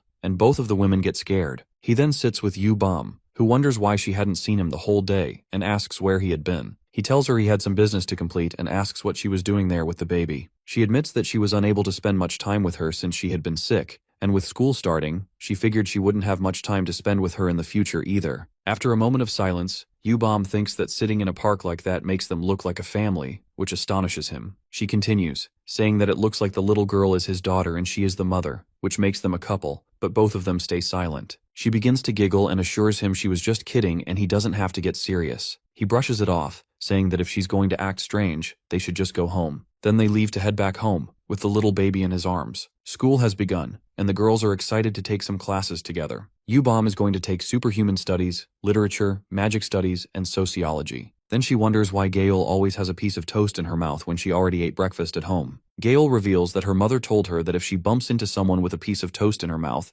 that person will be destined to be her partner, and this is how she will meet her partner one day. Suddenly she bumps into Yoram, and Yoram begins to tease Gale that now she will be her destined partner, which makes her cry because she's clearly no homo. Yoram flirts with her, saying that she saw some American drama and the girls do all kinds of things with each other while she steals the toast. Then Yoram wonders where Jitai is, since he promised he would come to their class observation. U-Bomb clarifies that he is only going to visit the academic affairs office to check on some matters. Instantly, Yoram says that he's usually not home, which makes her think he might be seeing a girl or something, sucking the soul out of U-Bomb. Then they see some people who look like reporters, maybe there to capture some noteworthy freshmen. When the reporters see the girls entering, they instantly turn toward them, thinking they are the students who beat up Sophia, specifically their redhead baddie. The lights and reporters surround her quickly, and she gets overstimulated. In the next moment, she yells loudly for them to shut up. Then she decides to take them on one by one, since the answers she gave last time weren't enough for them. Back at home, Jitae orders the janitor to take care of the child because the kids are at school and he won't be home either. After he leaves, the janitor thinks that he did not expect to be assigned a task harder than cleaning, since he has never taken care of a child in his life before. He then talks to Gyul, asking her to stop waiting and rest somewhere she feels comfortable, because the ladies and the homeowner will only return in the evening. After she hears him, she goes back to playing, which makes him really awkward. He decides to go back to cleaning, but suddenly he sees a picture book and asks the baby if she would like to read it with him.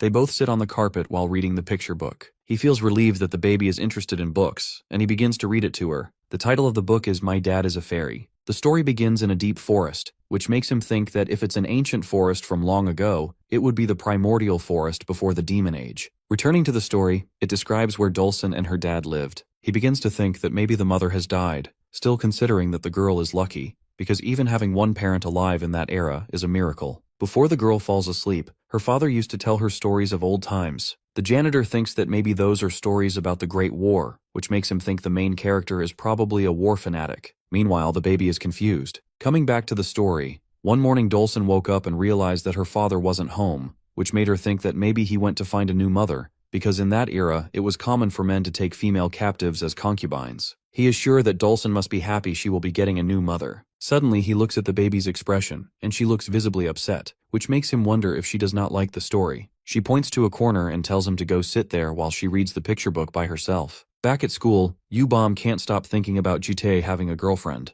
Then, a girl named Gong Juhee steps out of a lavish car. She is the successor of one of Korea's top 3 swordsmanship clans, the Gong clan, but she cares more about how she looks than about swordsmanship. She hates training for it because sweating ruins her makeup. Her gaze falls on the reporters, and she wonders if they were waiting for her. She orders her secretary Kim to take care of the reporters since she doesn't like the attention she gets from them. Respectfully, he tells her that the reporters aren't here for her. Instantly, she begins to wonder who they are here for, and she realizes they are here for Yoram. She can't help but admire how beautiful she is. Meanwhile, Yoram is sitting on a boy who is acting as a chair for her, and he is the one who volunteered. Not only that, he's actually happy to be a chair. After that, a reporter wonders if they should begin with the interview, and she tells them to do so. If they don't follow her rules, she will drop the interview and go inside. The rule is 1 question per person. She then points to a guy with a cap to ask his question first. As he begins introducing himself and the channel he is from, she thinks it's too long and skips to the next question. Then she gets asked, since she has become a major issue in the superhuman world and many people are seeking her out, how does she feel about that? She replies that it sucks. Then another reporter tells her that a cafe was created for her recently and asks if she would be willing to say a word to her fans, which reminds her of the guy under her, so she skips to the next question. Then a reporter named Gangho from Gasan Daily asks her about the meaning behind what she shouted at the Blue Dragon School interview hall. She admits that everyone already knows what it means and skips to the next question. But he insists, asking why she used that specific word and whether she had a different intention. She gets furious and angrily tells him to stop clinging to her words, to which the reporter retorts that this is what reporters do and that she seems inexperienced.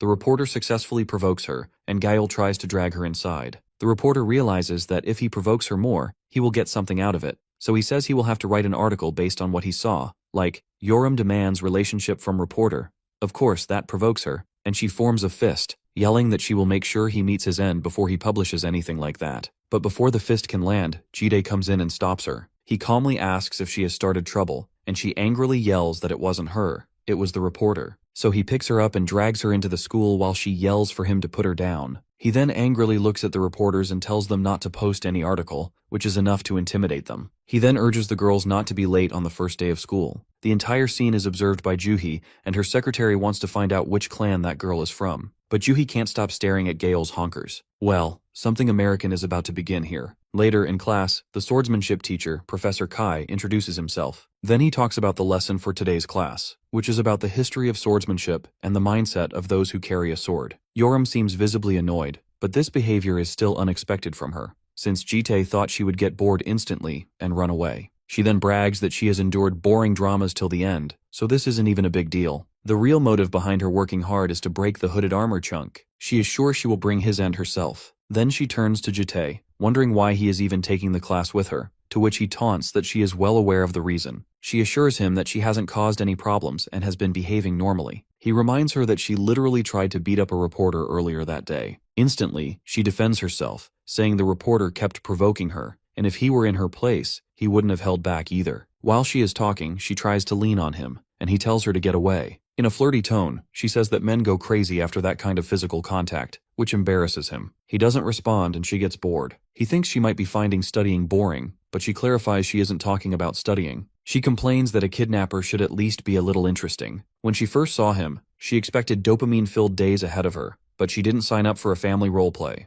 According to him, a lot has happened on the way to school, which is already stimulating enough. She angrily yells that she meant fighting, killing, and all sorts of things like that, not a reporter harassing her. Suddenly, Professor Kai shows up behind her, saying that she seems a little too energetic today, and the solution for times like this is to stay with her chaperone after class. After she gets home, she is scrubbing some swords, and after a while, she slams one on the ground. She questions why the janitor from home can't clean it since he likes cleaning and wiping, but the janitor is taking care of the baby at home. The redhead baddie then wonders if he ever studied when he was young, to which he admits that he didn't have enough time to study properly. She thinks of him as a screw-up and says it just sounds like an excuse, but he assures her that he was in the middle of a war and was busy trying to survive. She is left stunned and wonders if he is messing with her. It leaves her wondering if there is any fun in his life, and he plainly admits that his life isn't fun. She tells him that if she were as strong as he is, she wouldn't be living such a boring life. Then she questions if he lost the thrill after getting too strong. He calmly replies that life continues and they have to live it, which she finds extremely edgy, and he urges her to keep scrubbing. Later, at night, the girls sit in the living room with the baby. Yoram is solving a Rubik's Cube while the janitor keeps cleaning behind her. She gets annoyed and throws the cube at his face. Yubom realizes that Yo is in a bad mood, probably because of the reporters she saw earlier that day. Yoram admits that it's partially that, and partially because of the lack of dopamine. Yo calls Bomb by her name, making Bomb think she might need to be admitted to a hospital. That makes Yo angry, but she calms down and asks Bomb what she lives for. Hearing that question, Bomb turns to the baby, thinking that Yo is finally hitting puberty, which Yo overhears and begins to yell. Then Yo explains that she asked Jite the same question earlier, and his answer was just as boring as the way he looks. Yo believes humans live for enjoyment, and if there's none of that, then there's nothing to live for. She then points at Gale, who looks like she will die of excitement whenever she sees food. And the baby is just happy playing with the stuffed teddy. It makes Bomb think that maybe Jite likes something, but he just didn't tell them. Yo thinks Bomb and Jite are similar because they're both unreadable and really boring. But Bomb says there is one thing she knows. Jite is really shy. Yo can't believe that since he looks like an emotionless psychopath, which Bomb used to believe too, until she saw him in the park the other day and smiled at the thought of his little reaction. That smile creeps Yo out, and she jumps on Bomb, thinking the two of them are doing something suspicious behind their backs, while she tickles her. Suddenly Gale walks in, breaking the news that a huge community on Lair is talking about Yo and that she even has a fan cafe now. When she sees Yo on top of Bomb, with her hand underneath Bomb's shirt, Gale gets shy and runs away, telling them to continue what they were doing. This makes the redhead baddie furious, because she definitely wasn't doing anything homo. The next day, when Jite is changing, Bomb accidentally enters the room without knocking and sees him shirtless. She gets embarrassed, but he calmly asks what she needs. So she shyly enters the room and asks if he could accompany her today. As he tightens his tie, he wonders why she wants to be accompanied out of the blue. She explains that he always goes out with Yo and Gael, and he hasn't even gone out once with her. He knows he can't leave the two troublesome women alone, but he sighs. On the other hand, Gael's mouth is full of food, while she tries to ask Yo why she isn't going to school. Bomb tells them both that she is about to ask Jite out on a date, to which the redhead baddie thinks she probably means as her chaperone. In his room, he thinks that he has never gone out with Bomb, which makes her think he has favorites. He explains that this is not the case. Gael says that his favoritism is bad, but she understands because her mom used to meet hundreds of human men at a time, but she always had 2 or 3 she liked more. Yo thinks her mom was pretty wild for that. Bomb is upset that he kidnapped her first, but he doesn't pay attention to her at all, and it's exactly like when you catch a fish, they stop caring about it. So she is the only one who has been abandoned. Then she cries in Gael's arms, calling Jite mean. Yo assures him that they won't cause any trouble and he can go around with Bomb because he cannot keep monitoring them forever. At school, everyone is talking about Yeo's older sister Bomb, and they all think she is really pretty and that she got a perfect score on the entrance interview. They've heard she's from the Yu family, which is not very well known, making her suspicious. Our boy overhears all this gossip as he is sitting just behind those people. The social etiquette theory class ends, and the remaining time will be spent practicing for social dance. The students think that having dance practice is really embarrassing. The teacher explains that when they become superhumans, they will eventually have to attend formal events, so they have to practice here, so they don't embarrass themselves when they actually have to perform somewhere. Then the teacher orders everyone to pair up in twos. It turns out that Bomb ends up with no partner, and everyone thought the boys would line up for her. One of the guys admits that she gives a very strange vibe, which makes her hard to approach, and tells his partner not to get involved with her. The teacher notices that Bomb is left without a partner and offers to pair up with her, but Bomb asks if she can partner up with her chaperone. The teacher agrees, and she runs to grab Jite. He admits that he can't dance, to which she starts emotionally blackmailing him that he cannot leave her alone, so he has no choice, and gets up with her. The teacher begins to teach. Meanwhile, our boy is embarrassed to touch her. She makes him feel calm and grabs his hand, telling him that holding hands won't connect them emotionally. She also urges him not to slack or it will affect her scores. Then they begin to dance. He is visibly nervous, and even Bomb notices that his hands are very sweaty. When she looks up, he is also sweating all over his body, which makes her instantly feel shy. Suddenly she trips, but before she can fall, he holds her, and they end up having a deep eye contact. She gets so shy that her nose begins to bleed. Later, he gets her a fresh drink and wonders if she should go to the hospital while a piece of tissue is stuck in her nose. She proudly admits that dragons don't need to go to the hospital and she feels okay now. He can't stop wondering why her nose bled when he didn't even hit her. She turns her face away out of embarrassment, stuttering that she wouldn't know. She then tells him that he dances better than she expected, making her wonder if he learned dancing somewhere before. He is drawn into a flashback where he was dancing with a girl who taught him how to dance. Jite looks away and lies that he never learned how to dance before. Bomb gets up from her chair and asks if he has anything to do after school, and he says no. So she asks him if he wants to go do something fun with her, excitement in her eyes. Meanwhile, in the demonic human organization, Invisibility, Moscow, Russia, the alarms begin to blare in the research facility. A human demonic monster is seen running. She tries to escape and contact headquarters, but no matter how fast she runs, she is instantly caught by Maxim. She stutters, asking what he wants from her, and he simply admits that his lord is looking for something, followed by the question, "Where is the Commander Class Transcendent Demonic Human, Type X?" She screams that she would rather die than tell him. Very calmly, Maxim says that he has killed many of her kind, and one thing he learned is that when they are about to die, their true nature starts to show. When the pain becomes too strong, their human behavior sneaks out, and they start to act like a puppet with its strings cut and do whatever the other person says. With that said, he holds her in a chokehold with his powers midair. Maxim communicates with GTA that Type X has already been used for demonstration and sent to the Invisibility headquarters, and this time the type is a female unlike the previous regressions, which were male. GTA wonders if the chief researcher he dealt with was named Vera, and Maxim agrees. After that, GTA orders him to disguise himself as that woman,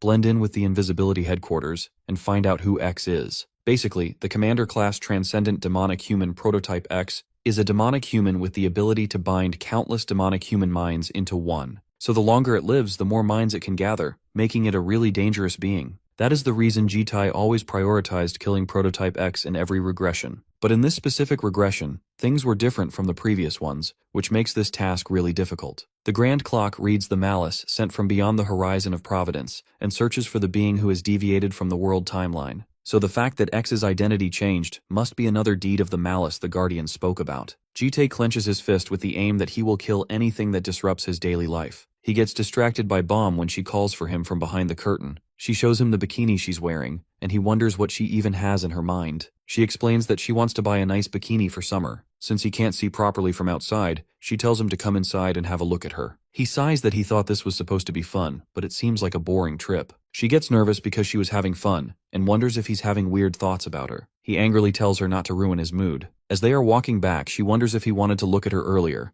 but he rejects the idea, which makes her think, how could he not want to look at her? She tries to tease him that she should have bought it, but he's not taking any of her bullshit. Then she admits the actual reason she came here. It was for the kid's presents. He doesn't understand what she means, so she explains that the baby's teddy has been completely torn, so she wants to buy a new one for her, and she wants to get gifts for the others as well. Jitai wonders what she wants to buy for the others, to which she brings up the idea that Gyul is always interested in buying clothes, so she'll buy a wallet for her so she doesn't have to feel bad whenever she goes out with her friends. For Yeo, she wants to buy something she mentioned yesterday, which is a little weird, so she excuses herself, saying she'll buy Gyul's and Yeo's presents so he can pick out Gyul's present. He walks off, and she wonders if he'll be alright shopping on his own. He goes to the toy shop and picks out a bear. The cashier looks at our boy and hardcore judges him. She assumes he is either in his late 20s or early 30s and finds him attractive too. She sees no woman with him, and he seems clueless about baby toys. The cashier is smart and thinks people like him spend way too easily. She walks up to him and asks if he's picking a gift for a baby and how old the child is. He answers that the baby is around 4 years old, and it's not his daughter, but the baby is a girl. The cashier assumes he's the uncle, which is rare because uncles don't usually pick out gifts by themselves. Then she makes him insecure, saying he's lacking a bit of sense when it comes to spending on a child. She guides him, telling him that for a 4-year-old, he should buy a doctor playset instead of dolls and teddy bears, and that they can bond with a child with these kinds of toys. She also gives him an offer that if he buys this playset, all the other sets will be available at a discount, so he decides to take a look at them. Then she makes him buy a whole bunch of toys for her and assures him that he won't regret it. He pulls out his card, and when she looks at it, she realizes he is from a VIP family, because it's a black card issued only to them. She realizes she hit the jackpot. When she looks closer at him, she finds him charming too, and wonders if she should try seducing him even if he's married. So she asks if he has a girlfriend. Suddenly Bomb pops up, holding his arm, and the cashier wonders if this is the girlfriend. She immediately notices her uniform and realizes she's a school student and assumes she's Jitae's sister. Then Bomb begins to put back all the scams the cashier was trying to pull on the clueless lord. She says that Gyul doesn't like playsets and sharply picks out the teddy bear our boy initially chose. She turns to the cashier, wondering if this is going to get a VIP discount. When they return at night, the girls and the baby are surprised to see their presents. When Gaol looks at her wallet, she blurts out, "I love you," out of excitement for Bomb and Jitae. She wonders what Yeo got, and Yeo, with a cunning smile, admits that she got an adult toy. She begins getting closer to Gaol, saying she wants to try it on her. Meanwhile, the baby gets close to our boy to show her appreciation for her toy. Then Bomb shows the present she got for Jitae. He opens the box, and it turns out to be a tie. She bought him this tie since he always wears the same one. Further, she happily plans to buy him a suit when she is making her own money. He turns to her and says she should have gotten something for herself as well, to which she says she bought something, but she'll show that to him later. A few weeks later, Jitae turns to the janitor and orders him to take care of the baby, as he will be gone for 3 days. The janitor wonders if he will be going too far. Jitae agrees and admits that Yeo will be coming with him. At school, the anti-demonic human battle simulation has finally started. It will be a 2-night, 3-day survival combat between the students inside a virtual dungeon. The students will be in groups of 3, while their chaperone will be giving them orders. This is called operating, a term taken from the superhuman groups that specialized in monster raids, where a role named operator used to exist. Here, the chaperone will be performing that operator role. Yeo is excited and begins to mock the other students who have never seen real combat before. Jitae tells her not to act so relaxed because this isn't a solo raid. They have a team of 3 who must clear the simulation. She sighs, saying she can only be paired up with someone she likes. 2 students approach, asking to form a team with them, and she angrily tells them to go away. But Jitae inquires about their names. The guy introduces himself as Hisak Sojiro, and the girl as Kim Ji-in. Out of respect, they bow, assuring that they will try their best not to hinder them. Once again, Yeo yells at them to go away, but Jitae ignores her and forms a party with them. She's mad at Jitae, but he doesn't feed into her attitude and tells her to form her own team if she's capable enough. Well, that humbles her. Suddenly, Sojiro gets slapped by a guy who angrily reminds him that he warned him not to be around him. Sojiro apologizes for absolutely no reason, and the bully, named Johnny, turns to Ji-in,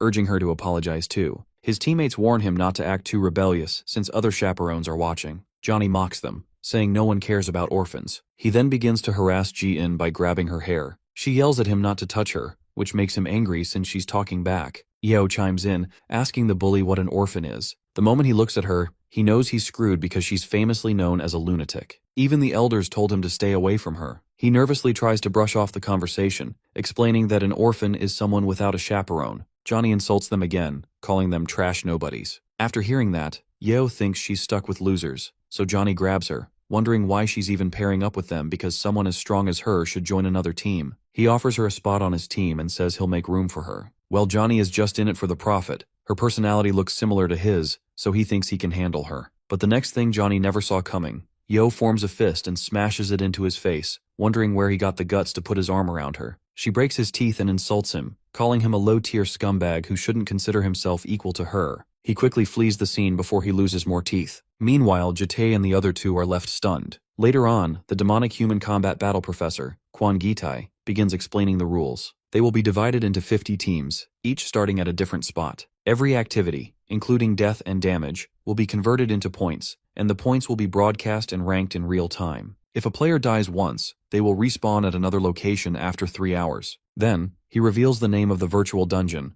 Ant Nest. After that, he wishes the students good luck, and they begin stepping into the virtual dungeon. The moment our red-headed baddie enters, she's motivated for a battle already. Ji-in wonders where the rest of the teams are. After seeing how energetic Yeo is, Ji-in admits they don't have her stamina, so if she runs off alone, she could get ambushed from behind. Yo mocks them for being weak, but Ji-in firmly states that they need a plan before moving. Again, Yo tries to take the lead, saying they should only cover her and follow her. Ji-in snaps back that this is a team battle, so she needs to show teamwork. Our girl is surprised, and the moment quickly grows heated. Sojiro steps in, calming them down. Then Jitai steps in, asking if they have a target team they'll be taking down. Ji-in knows it won't be easy because every team has an operator, so they won't expose their blind spots. Yo tries to meddle, calling Ji-in negative and telling everyone to kill whoever they find. On the other hand, Johnny's nose is still hurting, but that's what he gets for acting tough in front of Yo. He admits he just wanted to get on good terms with her but didn't expect she was actually that crazy. His teammates wonder if he really planned to replace them, but Johnny insists he only wanted to see her reaction. Then he gets angry thinking about the girl and how he'll deal with her when he sees her again. Speak of the devil, and she appears. Yo jumps from behind and attacks him again, smashing his face and sending him flying into a rock. Their chaperone begins sweating, wondering when she even arrived. He orders his team to prepare for battle, but Yo scoffs and says they're misunderstanding the word battle because this is going to be a one-sided hunt, calling them little doggies. The enemy shoots down furiously at the approaching assailant, but Yoram's out here speed blitzing like the Flash. The shooter pleads like a child for her to not approach him, but she dodges another vaporizing blast, before cropping straight up in his face with a serious glare, and critically slashing this guy's abdomen with a clean connected cut, reducing all of his health points down to 0. That kill has been secured. Yoram focuses on the next guy, who seems to love screaming his way down to attack her. The sword clash connects between both fighters, resulting in a beautiful contrast. Her opponent is arrogant, because he thinks she's underestimating him for not evading these attacks, especially when he's got the higher ground. Bro thinks he's Obi-Wan Kenobi out here dueling Anakin Skywalker, and that just because he's got a bigger weapon, he'll win this fight. But he forgot that fights aren't won with bigger dick sizes. Yoram manages to outclass him on raw sword capability alone, creating and opening while stunning him. Our favorite redhead then mocks him for even entertaining the idea that he could best her in a display of strength. Another decisive slash later, Yoram is on a hot streak because she secures another kill. With these two sliced up for breakfast, the feisty dragon is feeling a little disappointed because these guys didn't even make her feel a thing. She's worried there won't be any more, but then one of her friends explains that there actually is. Turning back, Yoram notices this crawling dude who is barely hanging around on 17 health points. Bro does not want to pick another fight, especially when his face looks like that. But even as he begs her not to beat his face, my guy gets his shit rocked regardless. Even the handler is like, damn, this is messed up as hell. Yoram receives applause for having defeated all of the combatants while playing solo, while the purple hair is just stunned by her insane combative ability. It's not a surprise that Yoram's famous at this point. Even though she's impressive, the girl can't help but notice how impressive her caretaker is. Jitai, the man who couldn't even use mana in this training exercise, managed to catch up to the other team still. Then, he conveniently created the perfect timing for Yoram to go out and deal the perfect finish. In other words, the man is out here deploying Ayanokoji levels of planning as well as his skills, and it would be no surprise to assume that he'd be an amazing operator. With all members of Team 37 vanquished, the team is to respawn with a 3-hour waiting period in a different location. Jitai watches these guys be taken away. He nods at the other guy, before his attention squanders to Yoram's team, who has actually placed 6th on the leaderboards thanks to conquering one team alone. Since the simulation period is still fresh, the other teams didn't get a chance to let loose yet. Then there's Yoram, who soloed a team without suffering any health damage, cropping up bonuses. Her team members giddy around her, calling her amazing, while she goes around and grabs Blonde's face shut, telling him to shut the fudge up because these freeloaders didn't do any work and simply stood behind watching. Her frustration is justified because she was under the impression these idiots were supposed to snipe her opponents from behind. But instead of sniping them down, they just watched like idiots. Yoram is not happy and even taunts them for carrying weapons like decoration.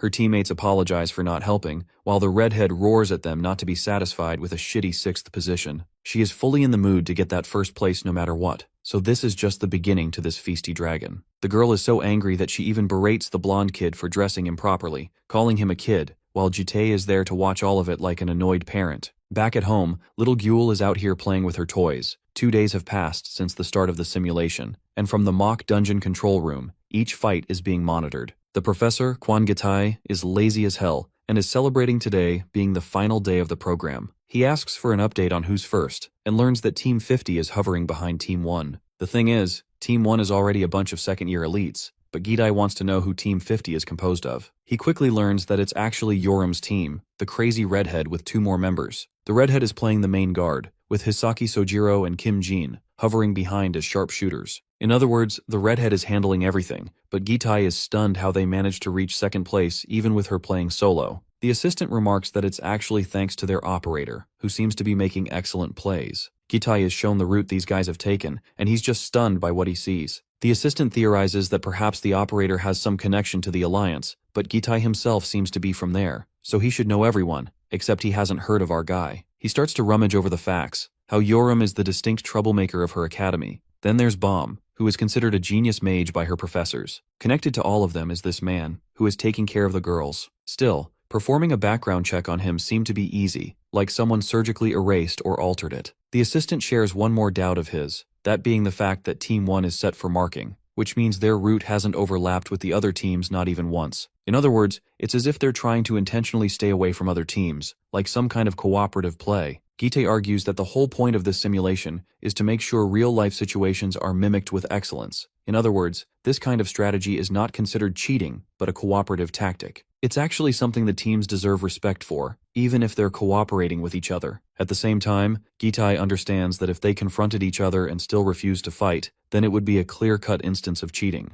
Back to the main battlefield, Yoram angrily smashes the wall, roaring how they've gathered points without a single instance of dying. It bums her the hell out that even with all their efforts, they're hard stuck in second position, even though that is impressive to someone like Sojiro. To beat the loser mentality out of him, Yoram stomps on the poor guy, reducing his health points. At the same time, her other teammate, Jean, comes around with another loser mentality. She doesn't want to continue fighting for first place when they're already tired, then there's not much time left. She thinks that it's risky because in their current condition, they'd actually lose more points. Playing it safe seems to be the easy strategy, except Yoram comes up to her, first praising her for trying really hard. It's surprising to see her play the nice girl, until she starts crushing the girl's shoulder for bringing over that loser mentality to her face. Yoram berates them for being looked down upon, not because they're loners of any kind, but because they give up far too soon, like a bunch of losers who don't even try. She reminds them dearly of their promise not to let her down in the first place, and orders them to get back on their feet, even if it's hard, quitting their fate as losers. Armed with rage instead of fear, the sharpshooters find themselves encouraged and only set their goal of getting first place. Yoram seems really happy with their attitude shift, while Jite commands her to come to him if she's done with the Kobe Bryant speech. She directs their attention to a specific marking on the wall, signifying that the other teams are communicating with each other as they saw symbols like this on the previous days too. Sojiro faintly remembers a conversation from the seniors, who tend to form teams and actually avoid attacking each other. His best guess is that they're the ones responsible, but things are not absolute in Jean's perspective, who urges that they report this matter to the professors. However, Yoram wants all the smoke and refuses to report anything,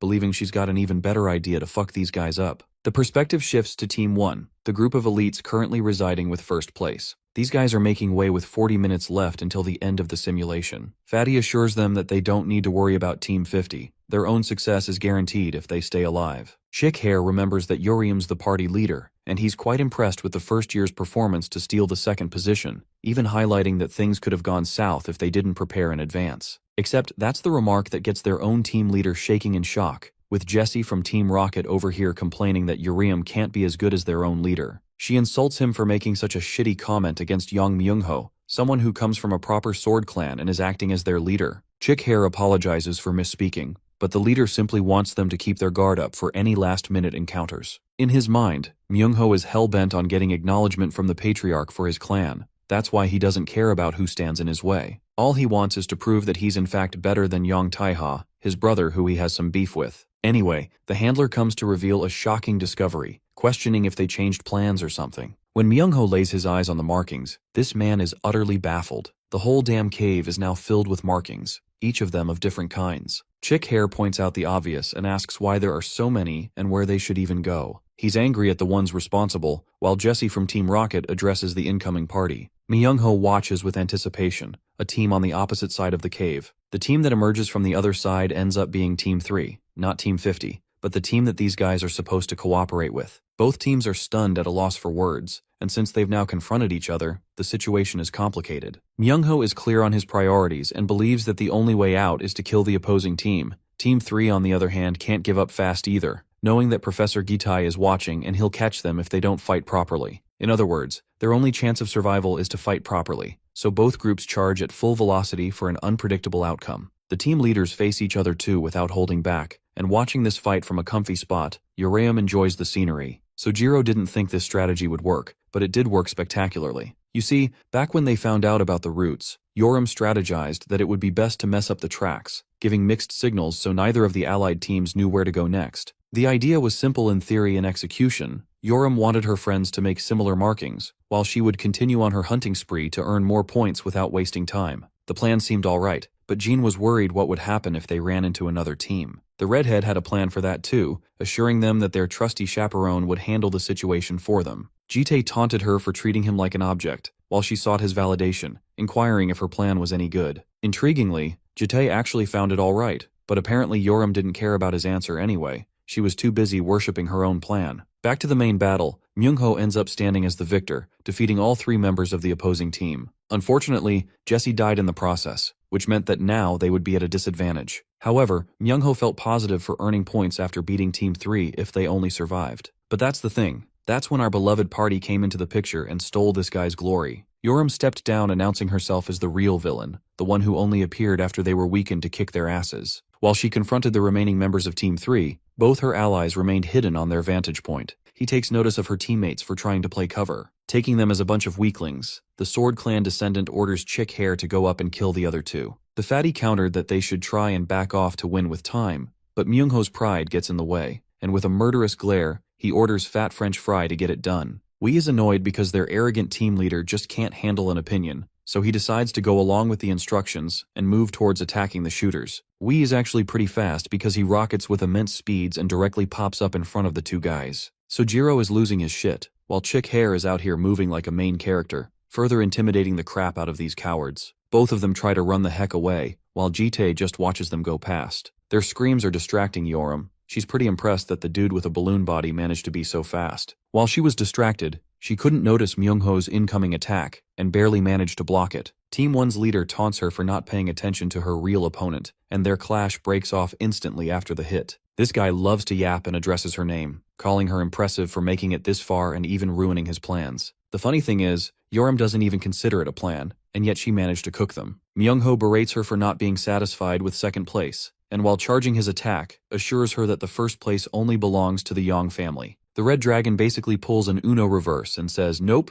Jite watches the whole battle while standing there menacingly, while the Dragon Aura farms by declaring that they'll be stealing first place. Fatty's speeding in on them like a bowling ball, ordering them to stop running while he's still playing nice Gene ushers that they need to hold on for a bit. The pig is stupidly low on stamina thanks to his earlier battle, so all they gotta do is outrun. However, Sojiro is gassed the hell out already like the wimp he is, bro aged 50 years doing that run. He thinks he's reaching his limit, so he tells her to just run without him, but she reminds his dumbass that Yoram will actually cook him if he did that. Sojiro assures her that he's not actually giving up, but rather making the sacrificial play to leave the victory to both his friends. Saying that, this man turns around with his rifle to secure a victory. Fatty is stunned with this sudden maneuver, but Sojiro has had enough of staying down and playing a loser for the rest of his life. He wants to change his life by pouring everything in this shot, to challenge fate itself. Now you guys must be thinking, whoa, peak character development, except this clown's arrow doesn't even reach its target. It's an awkward silence before this clown realizes that he lost all of his strength when he was exerting himself marking on the wall. It's such a dumb excuse that I agree with Fat French Fry clocking his face with a heavy punch. And that single hit defeats Sojiro, wiping his life points to 0. Next up is Jean, who gets her face grabbed in the very next moment. Wei smashes her into the ground, pummeling her health points down to just 15.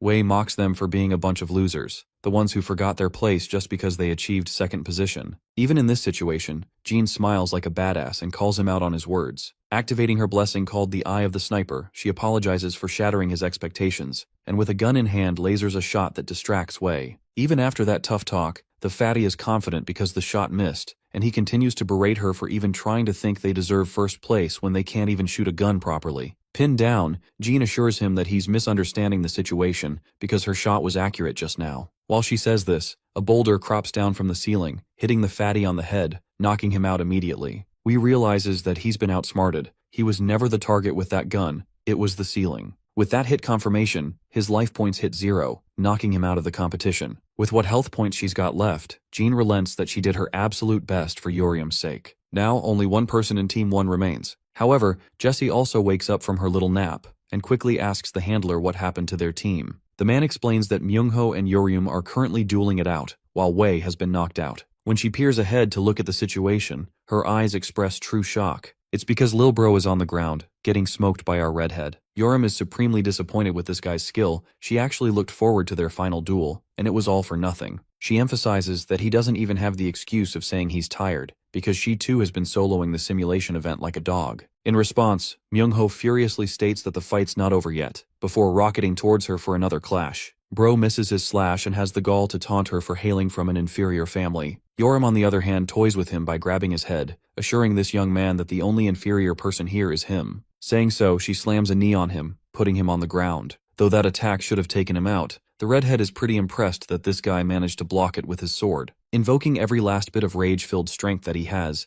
Myungho deflects Yorium far away. Replacing his cocky attitude from earlier, he actually praises the girl for being way stronger than he anticipated. But one thing is for sure, her swordsmanship does not match his own. Armed with the mindset to win no matter the cost, Myungho goes beast mode to show her the sheer difference between their skills. Yoram keeps it chill, thinking that he's just trash-talking like last time, but her face falls flat when she recognizes what he's about to do. Gearing into stance like Miwa from Jujutsu Kaisen, Myungho opens the first form of the Yang family's sword arts, the Rising Dragon. His sword sends out streams of blue lightning spiraling towards the airborne Yoreum. Even the handler for Team 1 is genuinely shocked that Myungho somehow managed to learn one of the ultimate techniques of his family. Jitae is still watching nonchalantly, observing how Yoram is slowly getting cut up from the wind strike. Instead of feeling afraid, the redhead is thrilled to see the Yang family's technique in its true glory. While she's still in a weakened position, Myungho pedals forward with surging speed, aiming to finish her off with a single strike. He seizes the moment by emphasizing that not even the best of Yorium's skills can match the ferocity of a famous sword clan. This is bad news because the guy is about to use the second form of his house arts, swinging past the majestic Dragon Blade Flash, an attack that chops up Yorium with several cuts. The fight seems to be over, with Myungho proclaiming that he didn't expect to use his sword arts in a place like this. He's spent years and years trying to hone this technique in secrecy, and it seems like his efforts bore fruit in a proper situation. Now, Myungho believes he will receive official acknowledgement from his family, thinking that he's finally succeeding Yang Taiha. But while he's on his high horse right now, Bro's sword tapers clean off from the middle, stunning him. As for where the other half is, Yorium rises like a demon in cold blood. The blade is in her mouth. You see, she wanted to find out what was so special about his family since he couldn't stop talking about his stupid family. Descending with speediness, Yorium denotes that a sword family is plain useless if it doesn't even have access to their weapon. Creating a sword art form of her own, the redhead invokes the 999th technique of the Yu family, and its name is beating the shit out of a yapper. Myungho gets smacked into the ground, still yapping about how that wasn't a proper technique. The fight's over with his points hitting 0, and at last, Yorium achieves her beloved first place. But she's so exhausted by the end of it that she topples. Jitae catches the little one, questioning how it feels to have finally won.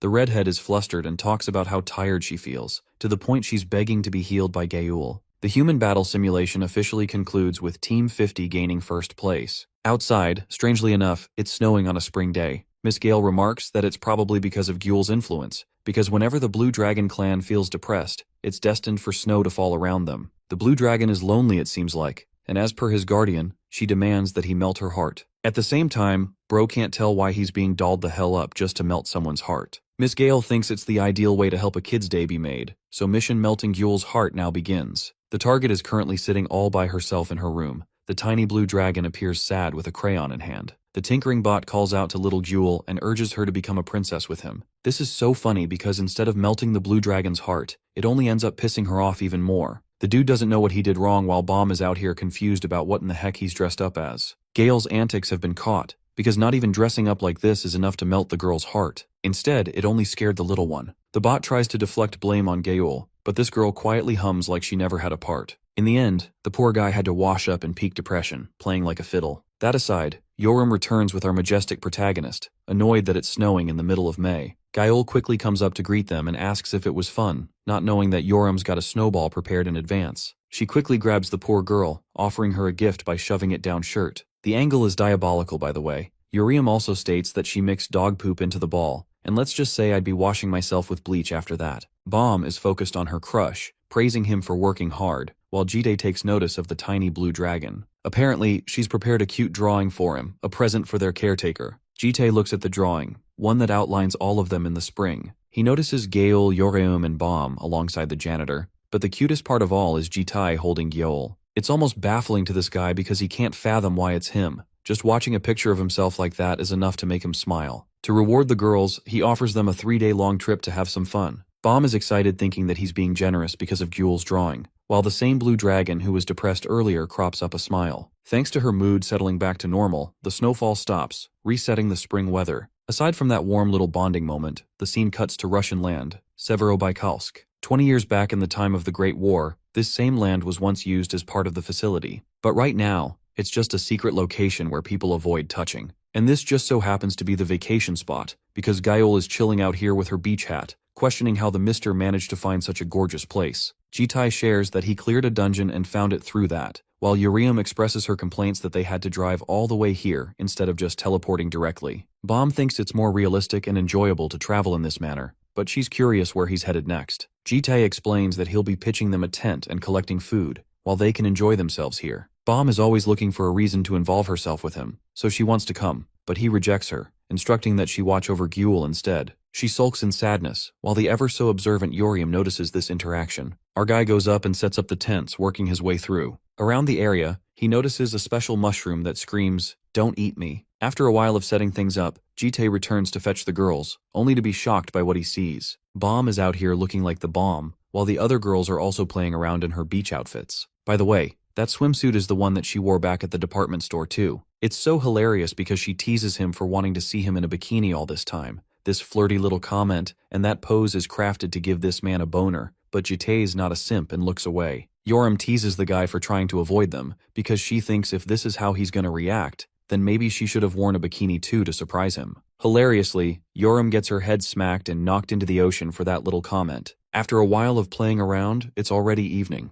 The girls expected some super delicious meal, but they came back to see utter poison cooking in the damn pan. Whatever it is, it's not for consumption. Yoram thinks that this man might be trying to kill them with a poisonous hot pot, while Gale recalls her traumatizing memories of eating way too many poisonous mushrooms in the Amazon. The redhead straight up calls it disgusting, worse than dog food even. Jitai counters by saying they all eat Bomb's food just fine, which further pisses off Bomb, who expected him to actually like his food. Bro just can't win right now. And while these guys are fighting over the food, the little blue dragon takes a chunk and swallows it. Realizing that she just ate the damn thing, all the other sisters crash out in fear that the kid might actually die. To Jitai's own shock, Gyul smiles and remarks that the food is actually quite delicious, stunning all the other sisters, not to mention that she finally spoke. The girls are starstruck while Gale questions why she's only deciding to talk just now, but then figures that maybe the little one just didn't want to talk this entire time. Yoram buds in and makes it seem like it's the problem of the golden dragon for being an annoying yapper, even though Gale denies those allegations. Jitai is curious how Bomb knew, who explains that she's heard the child speak a few times at home, but she didn't say anything out of desire for everyone to see on their own. What amazes the green dragon is how the little one wanted to impress Jitai most of all, the same man who sulks in his memories, recalling how badly he tortured her and stomped on her in his past life. He reminded her that this was her cage forever, even though she begged him to spare her, stating that he would eventually need her. The comment graces him like the gentle wind. He looms over the little girl, who speaks once more, expressing great joy for the food.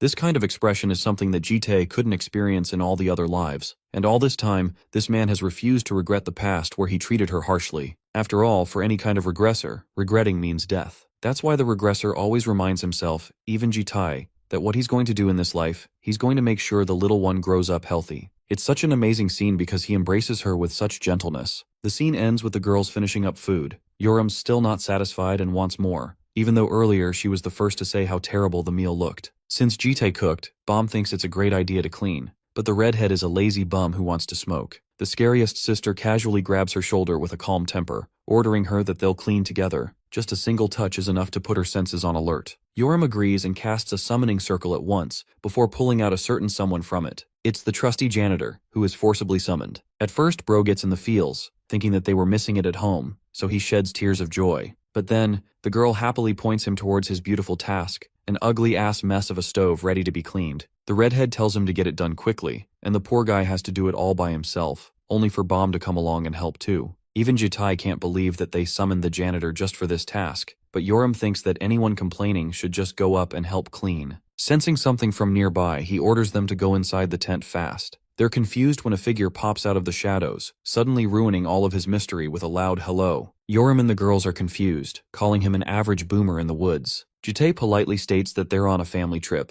and discovers that this man is also here with his pregnant wife and child. The excited man is shocked that another person managed to come here with how few people know about the location, but our boy is locked in and provides him information about the Abaddon mushrooms, the mushrooms that they ended up eating all. The man is stunned before revealing that he's the one responsible for actually planting them, to the point he didn't expect someone to just pop in and eat. Feeling responsible, Jitae rightfully apologizes, but the man thinks it's fine because he left them without marking. From one look, the redhead comes up to confess how this dude actually looks pretty damn strong. Our guy doesn't even know how powerful this dude is, and in his mind, reflects that he didn't intend to confront the 9th most powerful superhuman in the world, Myung-Yongha, the Druid of Regeneration. This guy is actually one of the rarest nature-based superhumans personally handled like a national treasure, and in all of Jitae's past lives, he remembers having this dude as an ally, and at some point, even a scary enemy. Compared to all the other events, Jitae doesn't remember too much, but he remembers one key detail. Yongha always worried about his pregnant wife, which implies the mushrooms were for her. Activating his space-breaking inventory ability, our boy grabs something and throws it towards Yongha to catch. This is actually a 1,000-year-old ginseng with adequate healing properties, a gift to make up for the mushrooms. Just looking at it causes the man to bow down in deep gratitude, because even Jitae understands this thing is much more valuable than the mushrooms. Instead of letting him go, Yongha asks if the guy has some free time to spare because there's a gorgeous region up ahead, pitching them to see it together. Even though Jitae is about to decline, the girls run up genuinely excited and want to visit, putting our dude in a difficult spot. To make sure these girls are safe, he puts a belt of wood around their bellies just to be safe. Both dragons are confused as hell, while Jitae watches the two get tangled away like a bunch of brats. With her husband apart, Myungho's wife apologizes for her husband's occasional childlike behavior, but Jitae's okay with that, and assures her to go on. He watches her leave, which actually leaves Bomb and him some time spare. The green dragon remarks how it seems like a family trip,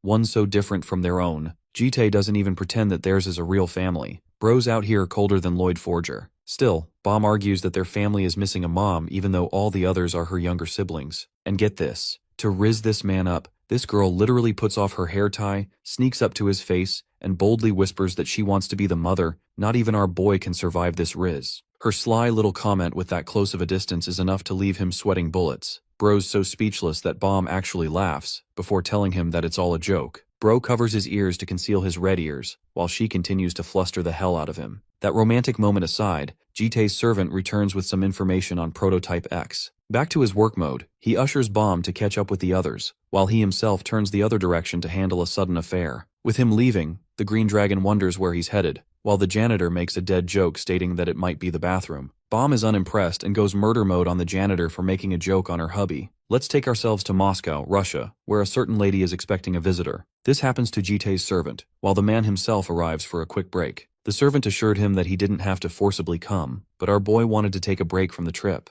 As for what his servant found, he explains that it's supposed to be some kind of project for demonic humans to deploy Prototype X. The files remark the Alliance's raid project, and ever since Jitae annihilated the demonic humans lurking in the lair, these guys have been having it tough knowing there's an outside force messing around. That basically paints the picture that they want to make amends. Jitae's servant remarks that it's possible that they're targeting a 70-person raid unit to kill all of them using Prototype X. Unfortunately, there hasn't been any direct information on Prototype X itself, prompting our boy to go inside and confirm the facts on his own, urging his servant to keep a close eye here. The servant lets him be, while the scene cuts back to the two families enjoying a gorgeous view. Yongha is out here making fun of Gyul's name. He's actually baffled that each girl is named after the 4 seasons, while Yoreum complains how their so-called papa never even bothered putting effort in their names. Bomb suddenly notices Jitae's return, who simply states he had to go see someone. Bomb is concerned while the redhead jokes around that it's probably some chick he wanted to bang this late at night, inviting the green dragon's annoyance. As for the scenery, Yongha directs the group's attention to focus towards the sky, which suddenly rages blue lightning even on a clear night sky. This is a rupture according to Gyul, and she's the most shocked by the event. That's because the rupture literally tears apart reality itself, exposing the mesmerizing beauty of the cosmos, a peek into the brilliant universe. Each and every girl is baffled. Gyul, being the attention kid, tries to catch all the photos. Using this as another instance to bond, Bomb asks if Jitae has seen anything like this, but our boy merely denies it. That's actually when the green dragon watches his silhouette in his regressor outfit for the first time, enlightening her with newfound information. Before she could say anything, the stars begin to collapse from the sky, creating yet another gorgeous moment for the audience watching. Gale, Yoram and Yongha's family are rendered speechless, while Jitai carries the little blue dragon, who is so laser-focused on the scene that she speaks again by calling it pretty. With the closing of the night, the next day props up, Jitai bids farewell to the 9th superhuman and his family. The man is such a romantic that he shares having confessed to his wife to this location too. Jitai calls this memory of his romantic, utterly baffling Yongha because he never even expected a guy so nonchalant and cold to say stuff like that. Out of curiosity, he asks Jitai if there's someone he loves. And what do you know? Bro's gaze instantly goes towards Bomb, before stringing back to a memory of his past lover. Remembering her, he denies loving anyone, and out of nowhere, Yongha's wife starts coughing blood relentlessly. Fearing the worst, the poor guy opens up a portal to leave for his wife's sake, while the little kid misses Gyul already. Back to our family, Jitai urges the girls to get ready to leave too, but it seems that the spring dragon is pretty depressed and shaken from last night, until he grabs her and asks what's up. She doesn't say anything except switch topics, and reveals how sad Gyul is for leaving. This is tough. Jitai watches the little one face her reflection, so he comes along and collects some water from the lake, a way to create a souvenir or a memory for her. Then he tells her that they'll come back another time, giving her the bottle and making her happy again. While they're having their chill moment, Yoram is shouting at them from the car for taking so damn long. That aside, we shift to Yongha's perspective with his family in the hospital. He's worried sick to death, until one man comes along to assist him. This is the first returner, or rank 2 on the global leaderboards, BM. BM slurps on his delicious juice, while the two friends share a good time for meeting after a long while. The second strongest ranker remarks that he's on a short-term stay and has to leave, but he hastens to ask if the condition flared. Yongha replies by confirming that it happened during the camping trip. 10 whole years have passed, and despite the advanced developments of the magic and technology sector, no one can accurately pinpoint what is actually wrong with his wife. Back during the time of the Great War, she fell, and he regrets not being able to protect her for it, and now some kind of ancient virus is dooming her life. BM tries to play the part of the good friend but doesn't read the room because Yongha is furious, roaring that he doesn't care about titles like the highest ranker. The man weeps like a child, expressing that his lifelong and only desire is to see his wife Hawan healthy again. Honestly, bro is such a G for that, while BM snoops around to check if he's really crying. Normally this dumbass is always laughing like an explosive ogre, so it's rare to catch him like this. The only other time he cried is when Hawan gave birth. BM recalls it was such a funny face, while the poor guy is begging to be comforted in his misery. While leaving, BM tosses an object in his hand, urging him to try it at least once. He doesn't explain the contents, but apparently it's really difficult to even get his hands on. With the sphere provided, BM wants to leave and tells him to say hi to his wife for him. That's when it hits Yongha, who remembers the 1,000-year-old ginseng. He urges the mad scientist to come check because it's something unique, something not even he's seen before. Those words stop him dead in his tracks. Bro's human curiosity gets to him because now he's really interested. The scene cuts back to our family again. Gyul is watching her sisters go wham and bam, while herself is out here wearing shades like a mini version of Gojo. Suddenly, the little one watches GD call out to her, urging that they play. And I think we can all agree that we need this man's ab routine ASAP. Swooned, the little one dashes full speed on her teddy bear, using it as a surfboard before plopping right up top and jumping into Jitei's hands. The man seems happier than ever. His expressions are unlike anything she's ever seen before as he praises her for being so cool. The endless compliments drown the little one, who is knocked the hell out daydreaming about the perfect trip. While she's out cold hugging the bear, our boy quietly slips out and shuts the door. Currently, the janitor is also asleep. Yoram is just knocked on the other side of the bed. With playtime over, he now has to leave all dressed up in his aura farming fit. Suddenly, he senses the spring dragon and questions why she's up. Bomb complains that she wants to tag along, but he doesn't want to take her. But she's concerned that he's going on a mission based on why he had to leave yesterday. From those words alone, Jitei sharply deduces that her providence ability must have allowed her to see certain events. Bomb begs him to take her because she knows he'll need her help, but this man plays solo and coldly rejects her. Words don't seem to work, so the green dragon crops up behind his back, whispering that Jitei treats her like a child who he needs to protect, that he shouldn't show her horrific things. But she also reminds him that they won't just be happy with just the good memories, and personally for her, she wants to see both good and bad since she's the green dragon. Thinking it over again, Jitei refuses to entertain her and sets off, stating that he'll return soon. Left with an emotional gut punch, Bomb asks him a burning question, inquiring what he would do in a situation where he would be in pain at the cost of completing his mission. And my glorious king straight up says that he'll still do it, even if other people hate it, or if it hurts them, he'd still do it. Suddenly the light turns on. Jitei is baffled with the sword in front of him, while she explains that she'll need this weapon later on. She actually didn't want him to see the sword at first, and this is a sweet gesture because it riles him up while allowing her a chance to wish him good luck. The next scene takes us to the Superhuman Association building. Here, several famous people from the Superhuman Alliance are posted for the raid. This is the 70-man unit they collected, and they're all about to leave for the mission.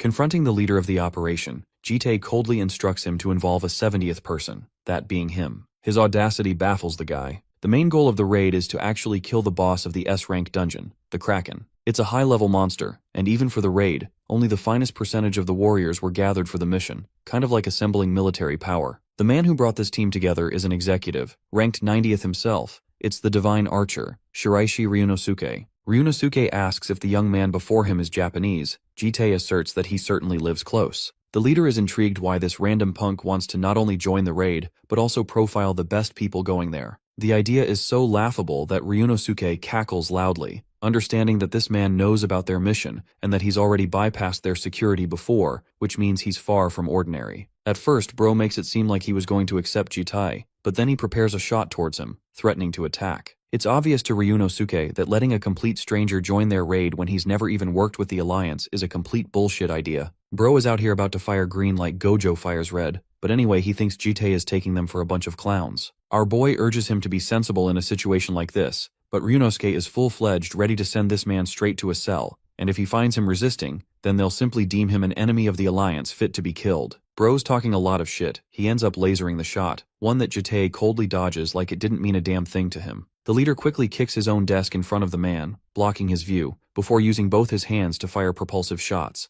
This way his opponent won't even know where to dodge. Be that as it may, even by the end of his spree, Ryunosuke is impressed that the man before him managed to block all of it. Realizing that he has to use more than just an ordinary attack, the leader decides to reach for his special move. First, he bounces straight off of his seat, before pulling a proper mana arrow, the main ability of the divine archer. Bro thinks he's the main character trying to avoid destroying this building, and releases his shot called the Judgment of the Heavenly Arrow. This projectile is remarkably fast, swiftly reaching its way to its target, a man who appears unamazed. Jite casually steps aside before catching the bolt without even breaking eye contact, a way to taunt his opponent. Ryunosuke is only just starting to realize that this man is built different and he fucked with the wrong person. Actually, our boy sends the same arrow back to this guy's face, slamming him into the wall with incredible offense. The archer's own projectile renders him purely exhausted. This fight's over and he's like a dog about to be put out of his misery. Looming over the pretentious leader, Jite wonders if he managed to persuade him somehow. Hilariously, Bro still has the gall to say no, but our boy is okay with that possibility too, threatening to wear his skin if it came to that. Giggling, Ryunosuke slyly remarks that his skin is quite thick for an old man,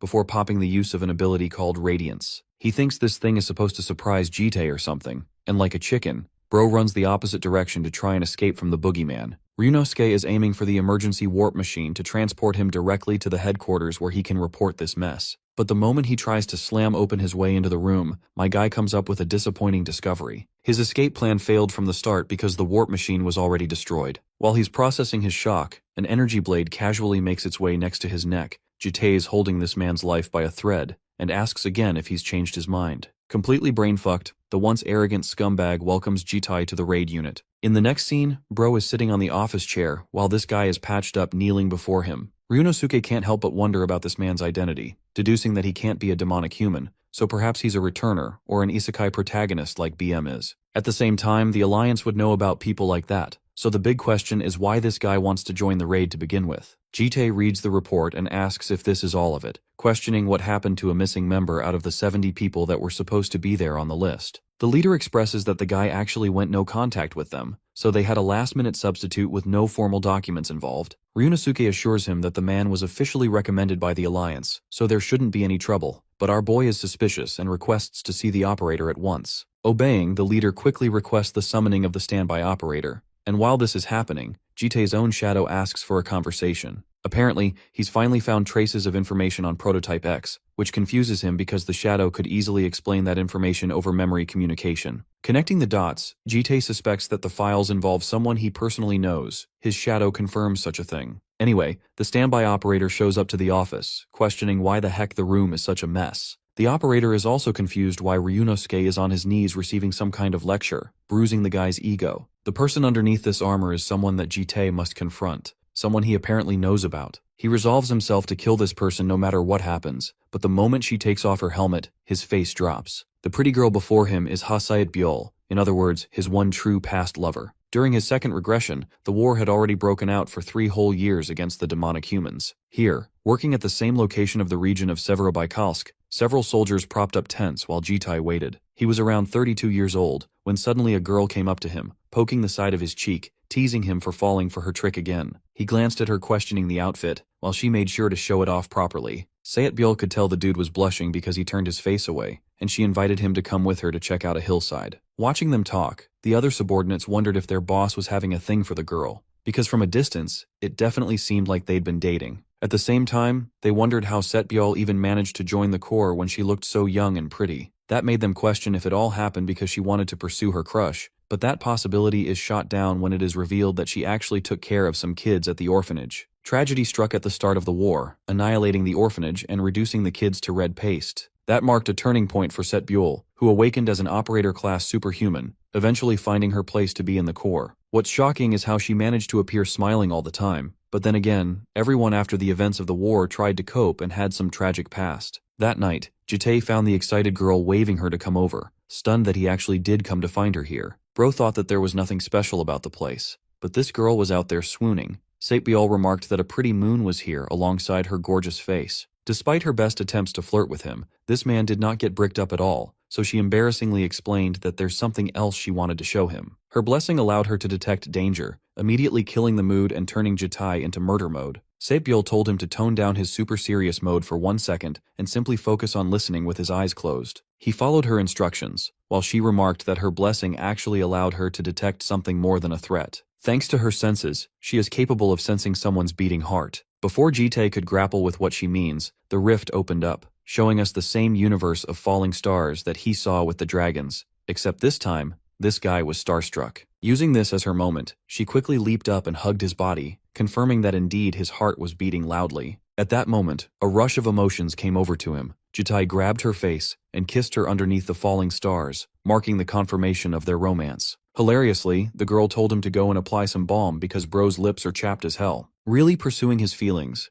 this man straight up confessed that he wanted to marry her after the war ended. She thought it was shocking for him to say that, and she was willing to follow through with it too. They even made funny pregnancy jokes because Setbyul found the idea scary and teased him to give birth instead. And get this, Jite even agreed to it. This man is a lover pro max. Well, their excited love life came to a heartbreaking, gut-wrenching ending. You see, not only did she die a brutal death, the one slaughtering her was Jite himself. All of his friends were dead. While his body was puppeteered into the act, he begged the perpetrator to please stop, but couldn't stop himself from driving swords into his own lover's body. Jite screamed in agony. This is possibly the scariest freaking end to a romance I've ever seen. The one forcing him to do all of this happened to be a disaster-class demonic human, Hasegawa, who sickeningly enjoyed the melody of his screams. But this is just something he wanted to use against the regressor, the one who gave them so much trouble all this time. Of course, Hasegawa knew that Setbyul wanted her lover to live, so he left him alone. But this was even a more sinister ending, because this way, Jite had to remember his fate until the end of time,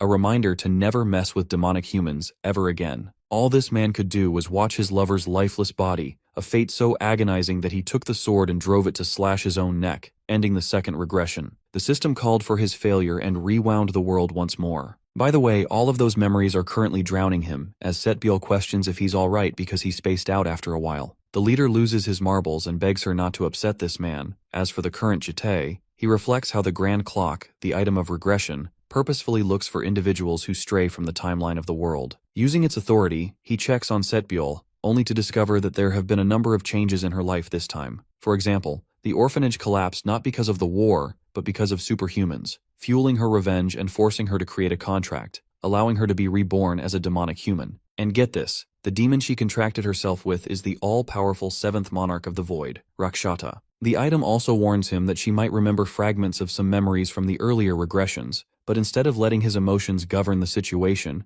Jite consolidates himself that he needs to kill X no matter what happens. Back to mission protocol, Jite confirms his position as Wingguard, and instead orders the leader to change it to Operator so he can work alongside this girl. After all, his only mission right now concerns killing X in any capacity. This transitions into the dungeon at Hethea's Ocean, where portals open up and the raid army descends forth to confront it. Ryunosuke is among them, alongside the girl, who actually has her senses sharpened around this man. Jite readies his sword as the Kraken subjugation mission officially takes off. The rest of the party members find themselves confused at the sudden inclusion of Operator Jite, especially since this man came at the last minute. They're worried that he'll be a liability, but they trust Ryunosuke's decisions in the end. The leader assures Jite that while some of them have doubts, it shouldn't be too difficult for them, but he's worried if he'll cause problems here. Our boy remarks that he has no intention of doing that. Ryunosuke urges him to just deal with his business and get the fudge out. What's interesting to Bro's ex-girlfriend is how shaken Ryunosuke appears to be around him, signaling that maybe he's really high up on the ranks, perhaps because he's great at handling dangerous situations. Satebyol remarks that she herself is afraid of the water, and that it's actually her first time in a dungeon situation like this. Out of fear, she urges him not to abandon him in case he sinks. Hilariously, the same girl quickly dashes away to address nature's call. Watching her leave, Jite is filled up with his past lover's memories. She was just as nervous back then too, trembling at the mere sight of blood. But one thing is for sure, she definitely did not fear water.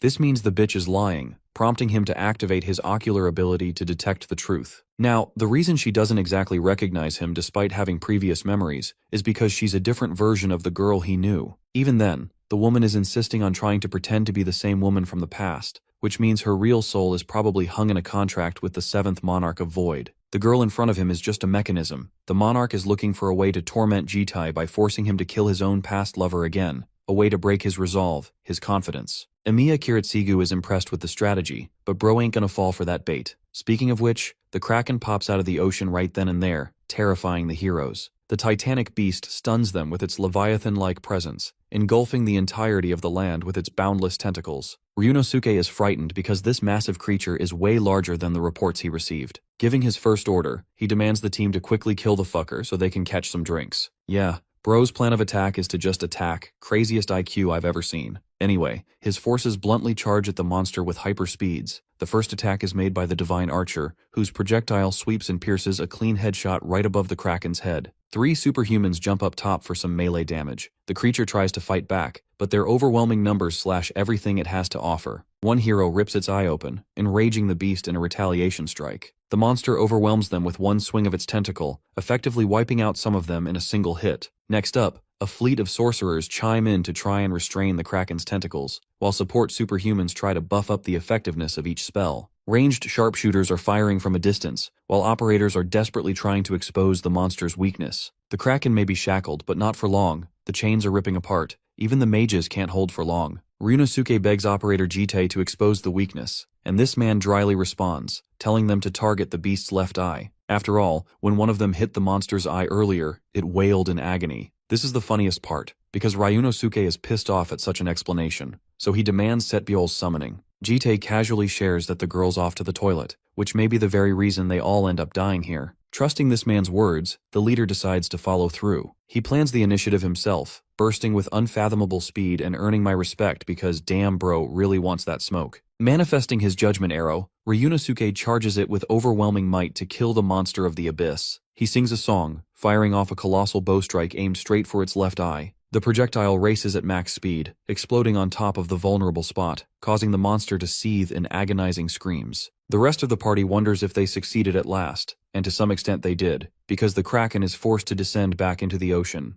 Ryunosuke returns to land. He's still injured from his fight against Jite, which is the reason he couldn't even go all out just now. Unfortunately, that hit wasn't enough to kill the beast, and this is the only opportunity they have to finish it off. While he's holding himself together, the Golden Operator watches from above. She descends, finding the opportunity to land a strike, and is moments away from ending Ryunosuke. Satebyol's demonic human side surfaces, but before she could kill him, our boy sweeps right in to push her aside and save the leader's life. While all of this happened, Ryunosuke didn't even comprehend what went down. The operator sinks into the ocean. Setbyol's demonic nature surfaces, angrily questioning how long Jite knew about her plans. Finding his own closure, our boy assures her that Setbyol doesn't know him at all. He had regrets and lingering feelings in the past. Both her and both him of the second regression. They died. They died by his own hands. Hearing those words, the demonic human carves up a malicious smile, ecstatic that this man does know about her real identity. It happened on the battlefield. Setbyol and Jite were meant to be lifelong lovers, but like Andrew Garfield's Spider-Man, he ended up killing her. She even taunts him for having rough lips back then, and literally tries to strangle his ass the next second like the average girlfriend on her period. The demonic human tries to deliver a lethal strike, but this man ain't a simp and blocks it, forcing her to grow tentacles from her back and reveal her true form. Prototype X enters her final form, a terrifying vampiric woman fused with spider limbs. Going full Kaneki on his ass, she throws her Kaguni at him, but he aura farms and rips clean through them, gliding in the water. Except, those same ripped tendrils return to strike him on the flank, forcing Jite to block again. The demonic human goes on the offensive, knowing she's cornering him, forcing him to repeatedly fight back. It actually stuns her that he's become so much more powerful from back then, because if he had this same strength back then, he'd have saved everyone. She says this while managing to block his attack. Satbiel curiously wonders why he's only defending and not leading the offensive. She thinks that perhaps it's some guilt forcing him back, driving him not to kill his past lover once more. After all, back in his second life, he literally stabbed her eyes out. How merciless his attack seemed.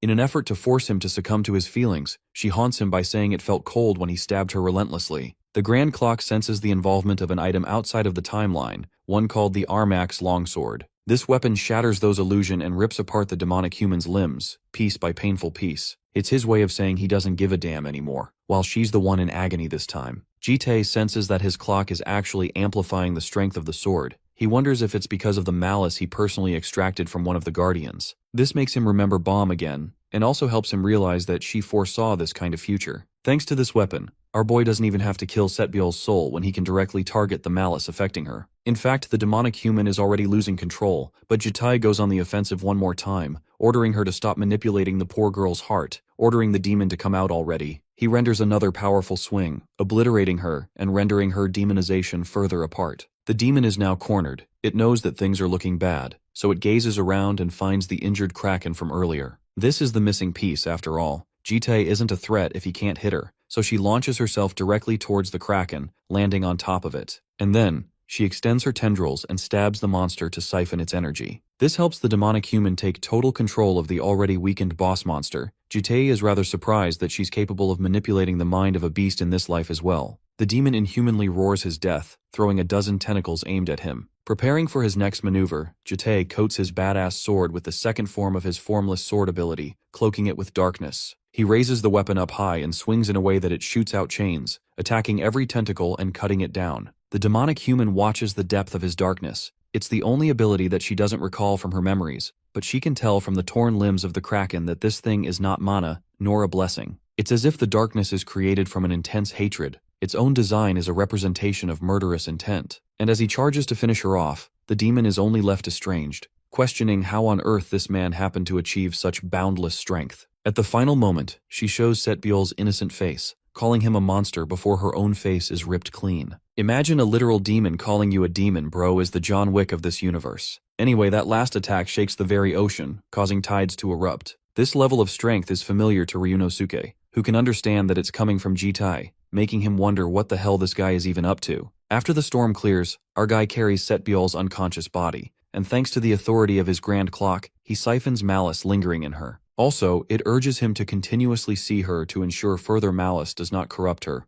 but at least things are over for now. With the past settled, Bro receives a call from the Golden Dragon, who informs him that Uraeum is out here drinking the guy's alcohol. Yup, Papa over here is on work duty and has an alcoholic child problem. With that, the Superhuman Alliance's mission to subjugate the Kraken is officially completed. As for Jite, the guy returns carrying Setbiel's body, stunning all four girls with this sudden maneuver. Yoram is the first person to question what woman is currently sitting butt naked on their couch covered with his coat. She even teases him for bringing home a girlfriend, going on to whisper to her other sisters that they're so nasty for undressing even before arriving inside. Shutting down the claims, Jite shares that she's just someone he knows, but the redhead continues to make accusations of how this is a common love story. Pissed off, Bro prepares his super special karate chop and assassinates her in one hit. He tells them that they're not close and that she doesn't know him, but Bomb can understand that his mission involved this woman somehow. Since he's still not done with the girl, he wants her to stay with them for a bit. If it's that simple, Yoram is chill, but the Golden Dragon is the first to roar an objection Ace Attorney style. She has a complaint that this place is supposed to be their safe haven, not for some other person to waltz in. It's hilarious because even the Blue Dragon agrees to Gale's complaints, while Uraeum ironically calls them conservatives. Refuting their argument, Jite expresses that they literally have a janitor guardian inside their house. The redhead and the others still object to the main claim. Even Bomb has to side with the sisters. Her main complaint is that it's a woman too. Gale stands true and believes the voting proves them in the right, which means the women can't stay with them. Bomb decides to take these problematic children away for our guy to wrap things up. Urium is surprised to see the reactions of the sisters and asks Jitai what he's even gonna do. He ultimately doesn't know and thinks the only way out is to just take her someplace else. So in the next scene, or rather the following morning, trouble brews in their House of Dragons again. And yes, that pun was intended. Urium confronts the woman who is going crazy right now, threatening them with a wine bottle. Saetbyal is furious, while Jitai is chill as heck even though bro literally kidnapped her straight to his home. The girl is also pissed that she's not in her clothes right now, while Yahello emphasizes that she never did anything weird. The idea is supposed to calm her down, but it only causes her even more panic. Saetbyal flexes her superhuman status, while the red dragon is starting to realize that this bitch is straight up crazy. At that point, Jitai receives a notification from the system, confirming that he's already extracted 10% of the Malice's traces. Thanks to this, a new truth has been unlocked. Apparently, Saetbyal is bound to undergo mental corruption, which means her mental state is going to be in shambles until that corruption fully subsides. This is understandable to Jitai, since it's a direct consequence of the Malice too. Lunging outrageously at them, Saetbyal tries to attack. Urium asks for instructions, and our boy gives her full authority to beat the crap out of the girl. Saetbyal completely misses her since she's attacking blindly, while Urium uses this momentum to grab her by the wrist and smack her into the ground. That little tackle seems to be enough, except Jitai has to cover Jewel's eyeballs because Urium accidentally ripped the clothes right off her. The girl is flustered and throws the blanket on top, blaming Saetbyal for charging like that. Also, she shouts at the STPID janitor guardian for not cleaning already. Interestingly, the janitor rejects this request, stunning both of them. Enraged, the guardian shouts that his only duty is to protect the green dragon, and right now he can sense that Jitai has stolen his sword. He wants it back, while Urium wonders what the hell's wrong with this tin can all of a sudden. Right now, Jitai can sense that this thing is in the same condition as Saetbyal, which means he too has been exposed to malice, and that also means some level of mental corruption was involved. Setting the cute one down, he prepares himself to confront this idiot. The guardian blames his earlier loss for letting his guard down, emphasizing that it won't happen again. But before this dude can even finish his sentence, a karate chop knocks him out instantly. Tin Can hits the floor with his head popped out, and Urium is just realizing that both of these idiots are affected by the same thing. However, one problem arises. What do they even do with these guys since hospitals are out of the question? First, Jitai confronts her bratty ass for drinking all night. Urium denies it, but he tells her to bring a bottle and tag along with him anyway. He opens up a portal, stating that they'll be taking both in a place that will treat them. In the next scene, we arrive in the underground labyrinth. The red dragon is squealing over how cool this place is, while Jitai shares that it's his main base and place of treatment. She's a little creeped out because it has a few cells in there, but he tells her to just keep moving. Always being sharp on her feet, Urium goes out on a limb and asks if he's going to trap them here if they don't listen to his orders. This brings up another haunted memory. He remembers having the red dragon tortured in one of his past lives, and how angry she felt towards him. Quietly murmuring, Jitai states that he won't anymore. Next, he stands in front of another weird door. Urium is starting to question if people really live here at all, while Papa explains that they'll be renting a room.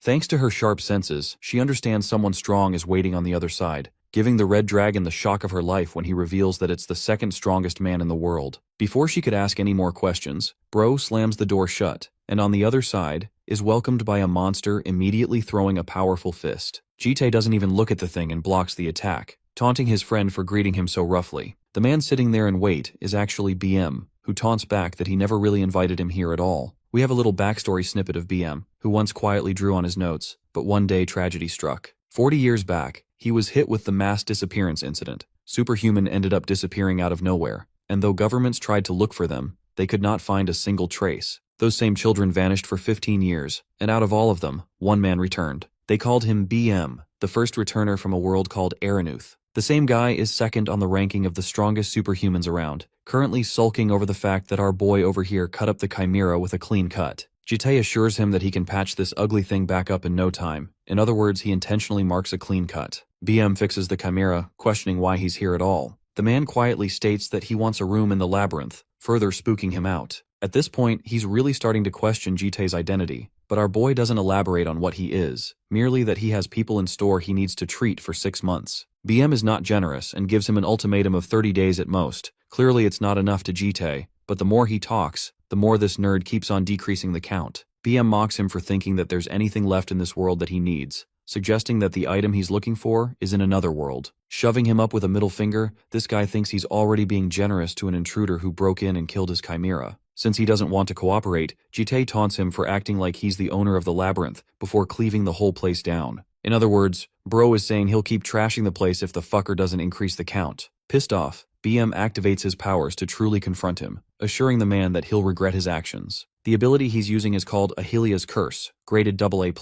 Since he invoked something like that, our boy is starting to wonder if he's intent on destroying the whole place down. But BM has such precise control that he's confident he'll only need to target him. The arm extends its way to capture its target, but our boy doesn't even move from his spot. All he does is glare at the overgrown limb to stop it dead in its tracks. His powers stun even BM, who can't manipulate his arm anymore, wondering if it's illusion magic. But no, the real answer is something different. Even the cursed arm of Ahilia is succumbing to primal fear. The demonic blood is terrified of this man. The craziest thing is that BM didn't encounter this experience, not even when he faced off against Oscar. Teleporting right behind him in an instant, Jite grabs a tube and asks what he's cooking. He flings it over, threatening to smash it, making BM lose his marbles. Bro panics because it's his invaluable sample to create human-like chimeras. Jite is intrigued, while BM assures him that he doesn't have a sinister scheme to take over the world. He actually just wanted to make a clone of himself for when things got bad. That's why he's terrified and wants Jite to just put the thing down. Unfortunately, Bro was lying, because our guy activated his special eye to detect the truth. He nearly shatters the vial, causing BM to blurt out the real truth. However, Jite feigns ignorance, not really caring about the answer. All he cares about is the room.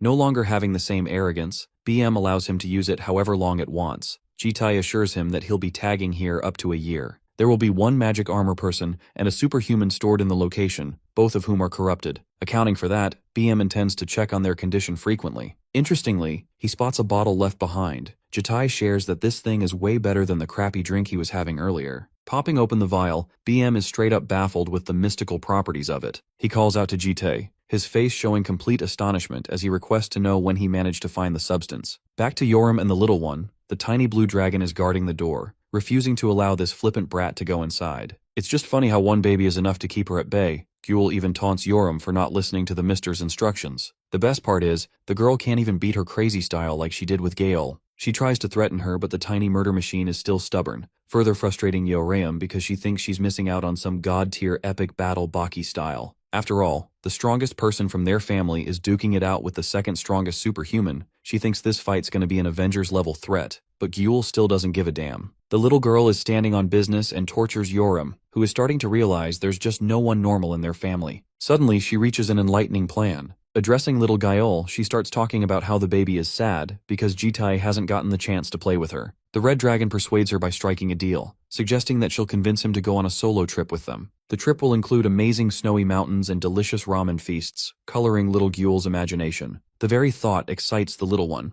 just enough for Yoram to shift their positions and allow her to run the F away. But the moment she tries to open the door, Jite whacks it open and knocks her ass out again. The girl is so bummed out that she couldn't see their epic fight, though Papa over here denies any such thing and allows her a chance to brawl with the man himself. BM comes along and casually taunts her that he never goes easy on his opponents. But to battle the crazy red dragon, this is everything she wants, so she's ready to spar with excitement. Chugging his drink down earlier, BM scoffs that the scent is something so perfect that it can't be found on this planet. This means the liquor is from the other planet, Arendoth, the same place where he disappeared for 15 years. He's shocked that the guy managed to find something that wasn't even available on Earth. Bro's in love and straight up kissing the bottle right now, to the point he's happy to lend the room for 10 years at this point. Jite heard the clamoring outside and decided to ask him for a favor, which happens to be what BM is doing right now. The second strongest superhuman faces a little girl who is excited to play with him. My guy thinks that it'll be a fun pastime while he can go check the room. BM also learns that they're his daughters. Jite confirms this information himself while little Gyul shies away from looking at the new friend.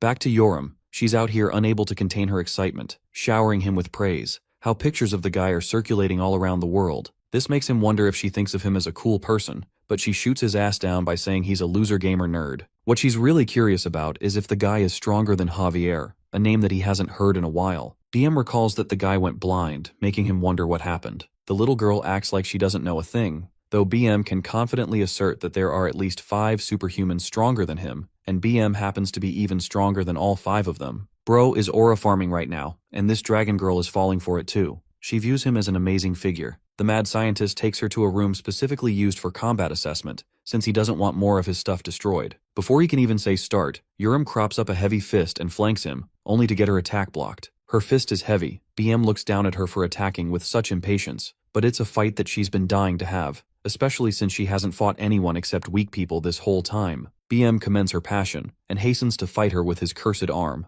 While their epic duel is going along, things are on the calmer side for Jitai, who discovers the labyrinth room and then utilizes his portal to transport both corrupted beings here. He instructs them to only stay here until they're better, something they don't rebel against. Also, our guy turns around to find the Crystal of Paradise, an object he hasn't seen in quite a while. This thing is actually crafted in a dimension way beyond their understanding of magic. The same crystal is meant to keep humans happy and full, but the same joy is manipulated and forced. For example, in one of his past lives, Jitai had to shove the red dragon in here for a while, hoping to contain her anger. But even as he did, Yoram found herself so disgustingly in pain that she begged to be killed instead. The whole thing blew up in a failure, but he's hopeful for these two. By the way, even with short exposure to the crystal, Yule is already losing it in a funny way. In the next scene, we return home with Bomb holding the baby dragon, finally understanding what created the huge mess. Jitai shares that they won't be seeing the janitor guardian for a bit, which is lame in Gaol's eyes. Yoram seems to get frustrated all of a sudden and shouts at her for trying to stay by his side. From the looks of things, Bomb can tell that something must have happened because the red dragon is injured.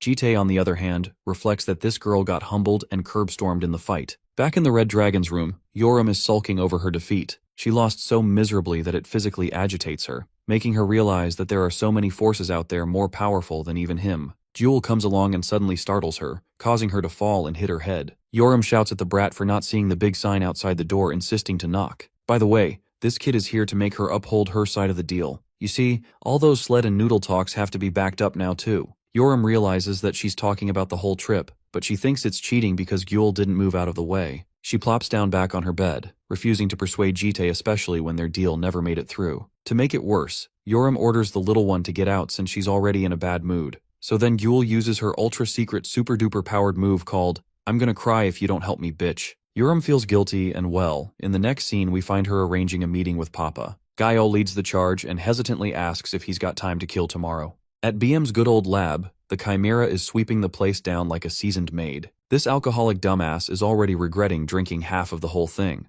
but what bugs him even more is the concerning identity of Jitai. After all, the guy somehow had access to Arendoth's liquor and has formidable knowledge about chimeras too. Setting aside the vial, BM deduces that perhaps this man is also a returner from the same world just like him. That's the only logical explanation why someone like him has such dark circles too. BM is excited and wants to ask him the next time they encounter each other. Interestingly, the Chimera picks up on the man's hair, which BM immediately realizes is Jitai's hair. This is perfect for the nerd who has a whole new gift to work with as a lab experiment. Anyway, that creepy scientist aside, we go back to Gael's pretty little request. Her papa confirms that he's free and asks what she wants. Mustering every little bit of courage she has, the blue dragon suddenly puts all the blame to Yoram to handle things for her. Jitai actually takes issue with this and slanders the red dragon for forcing a child to say such stuff. Gyul glances at Yoram with great anticipation. Just her eyes show a kind of trust that she expects her sister to live up to. The red dragon crops up a smile and completely fucks everything up by asking this guy on a date.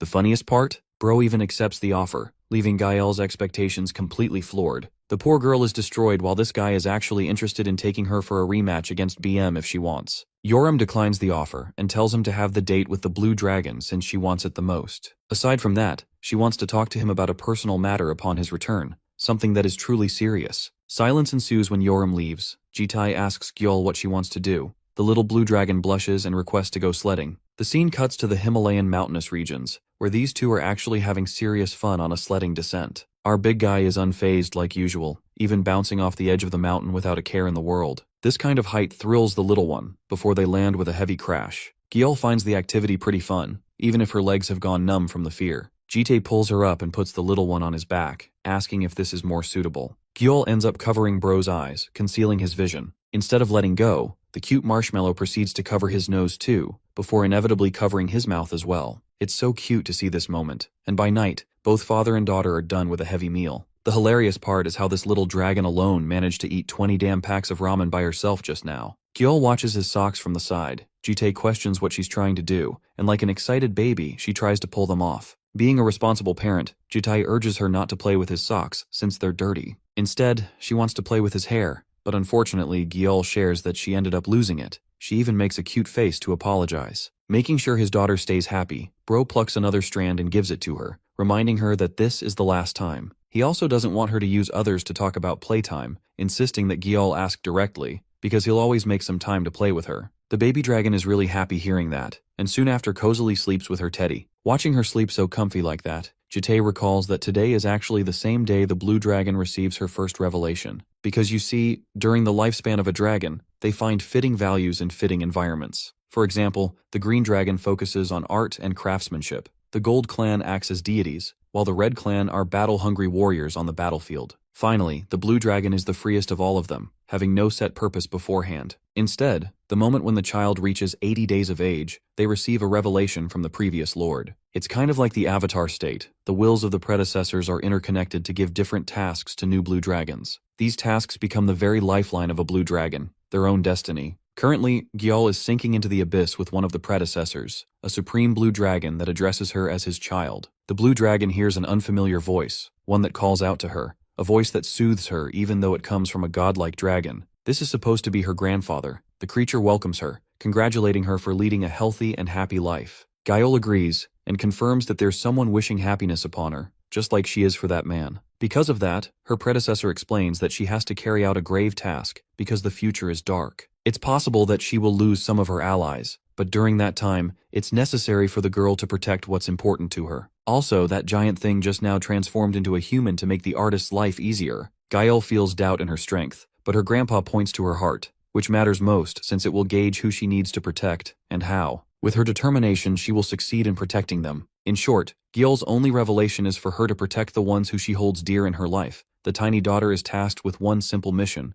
and with that revelation, the dragon dissipates into the void. With newfound resolve, little Gyal hopes to become big and strong to protect her loved ones. In the next scene, we arrive at a coffee shop for a meeting between Jitai and his shadow, who apologizes for not being proactive enough. More importantly, our guy wants to know information regarding the invisibility. The shadow brings up Malaysia's Ball, which is supposed to be some rare kind of dungeon, considered to be grand and very difficult to conquer. It's impossible to tell what room contains what trial, and even top rankers end up risking their lives for it. Apparently, Lair actually intends to hold the final year event in that dungeon, while Invisibility intends to use the followers to create even more demonic humans. The goal? Placing Wei Wan at the summit of it all. Jite is certainly intrigued by this method, while the Shadow shares rumors of invisibility spreading throughout because of Prototype X's issue. In other words, people are already searching hard for the killer behind Prototype X's defeat. Even a huge bounty is placed on our guy's head, that being 15 top-level mana stones. The good thing is that no one knows it's Jite, so he tasks his Shadow to simply focus on Russia and Wei Wan from now on. More importantly, he wants him to find out about the festival too. The Shadow's fine with both tasks, but a little confused why Gyal in the corner is acting so suspicious. Even our boy can't tell what's wrong with her because she's been acting extra protective ever since that revelation of hers. Suddenly, our guy receives a message from the Lair department. He's a little confused about this, until he goes home and explains to the girls about some chaperone counseling. Apparently all three of the girls will have to have a conversation. Poor Gyal wants to join in, but Yoram teases her for not being a student.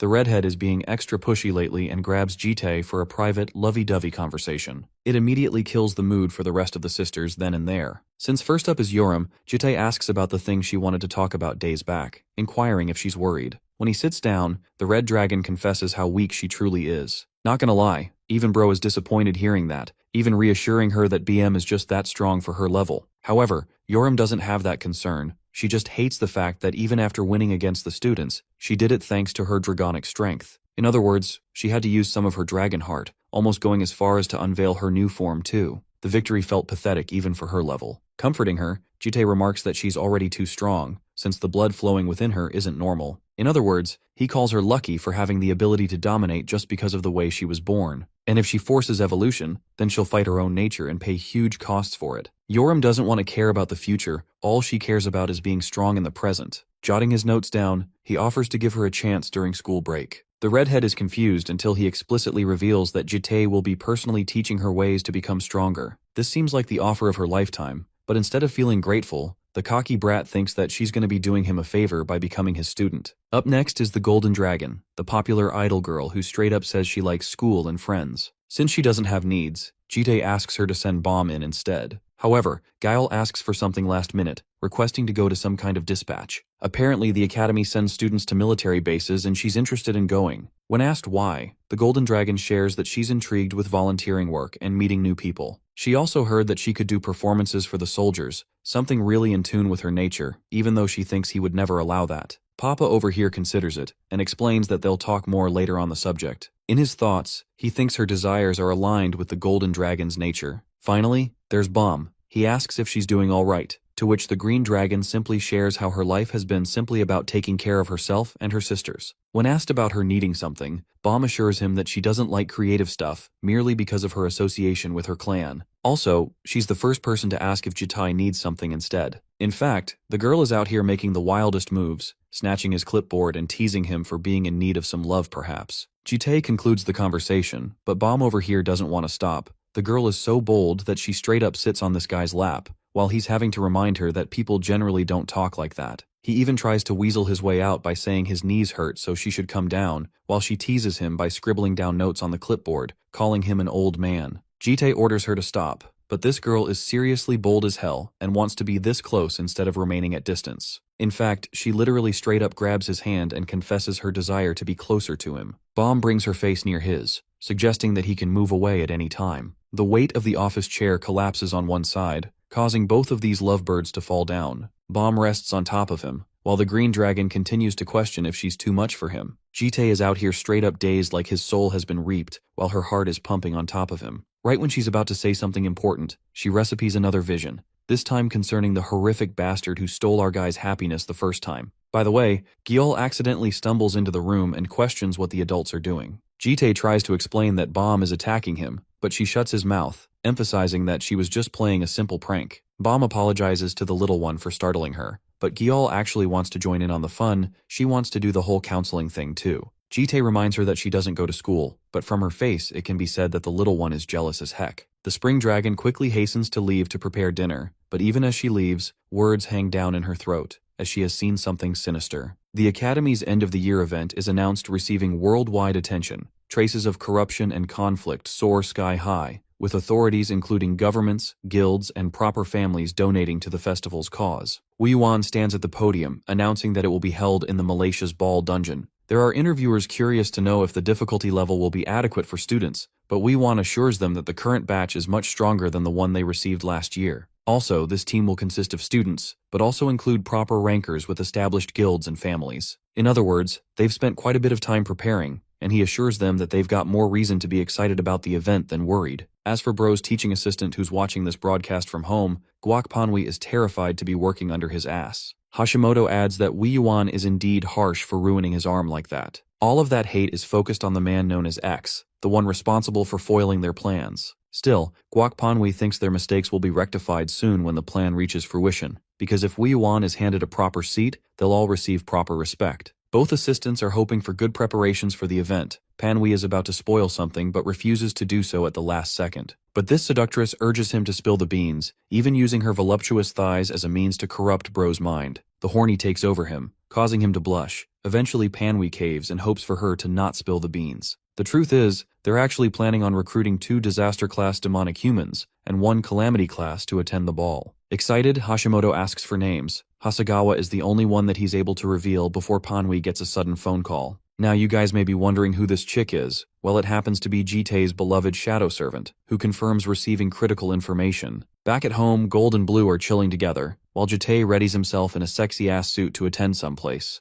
They're left baffled. Gale asks if he's headed for a wedding, but Korean John Wick clarifies that he'll be attending a funeral instead. Outside, he walks with the memories of Hasegawa creeping in. This is the same bastard responsible for torturing him in one of his lives. While Mr. Hot Guy is chilling around, people seem to be fixated on a mesmerizing woman that looks like a celebrity. It's Bomb, who finds him in the distance, even though he tries to avoid her gaze. Like a maiden in love, she zooms up to catch up to him, while he asks why she's dressed up like that. Apparently Bomb wanted to dress similar to him, thanks to her knowledge of the future of how he was going to be dressed anyway. It's a cheeky move. Jitai plays it nice and tells her to go back, which is a response that she predicts with accuracy. Bomb cements that she'll obviously say no, emphasizing that he'll need her help. But the cold-hearted Jitai will angrily look at her, before Bomb falls down crippling and weeping for him to come home. Dropping the mystery, Jitai declares that he's going on a mission to kill someone, emphasizing that he's not a good person at all. In fact, he's only going to kill more and more people, and his methods will be sinister each and every time. That's why he doesn't want the Green Dragon to see such horrific events, so he urges her to go home now. Instead of backing out, Bomb shares that as a member of the Green Dragon clan, she has the ability to peek into the future. But not just that, She can't even do anything about what she's able to see. For example, the other day she saw a mentally ill child kill her own mother despite her taking care of him for 2 decades. The method was insanely cruel, but she couldn't do a thing. But when it comes to him, she wants to do everything. She wants to help him, like that one time how they saved a woman together. Hearing those words, Jitai actually lets out a sigh and ends up submitting for the first time ever, with the condition of sending her home if she messes with his mission. An excited Bomb is the happiest she's ever been, and the scene takes us to Kyoto, Japan, where the puppet master Hasegawa is readying up to take his leave. Let's cut to the fancy-looking Grand Hotel. Jitai and his Valentine enter the hall, and the first thing they see is even fancier-looking couples just bawling it out. She's surprised that this is the location where he's going to have this supposed death match, and though she did manage to catch glimpses of it using her ability, she's seeing it for the first time in person, so it's still overwhelming and confusing to her that a fight is going to break loose here. Jitai moves forward, urging that she keep her guard up because there are enemies around, even though she senses that there aren't any demonic humans around. One woman comes along. She's a blonde with a fancy red dress expressing her interest in Jitai's family. The guy casually states that he's from the Konatsuke family, the same clan that loves operating in secret. At the same time, she had no idea this family had such a looker,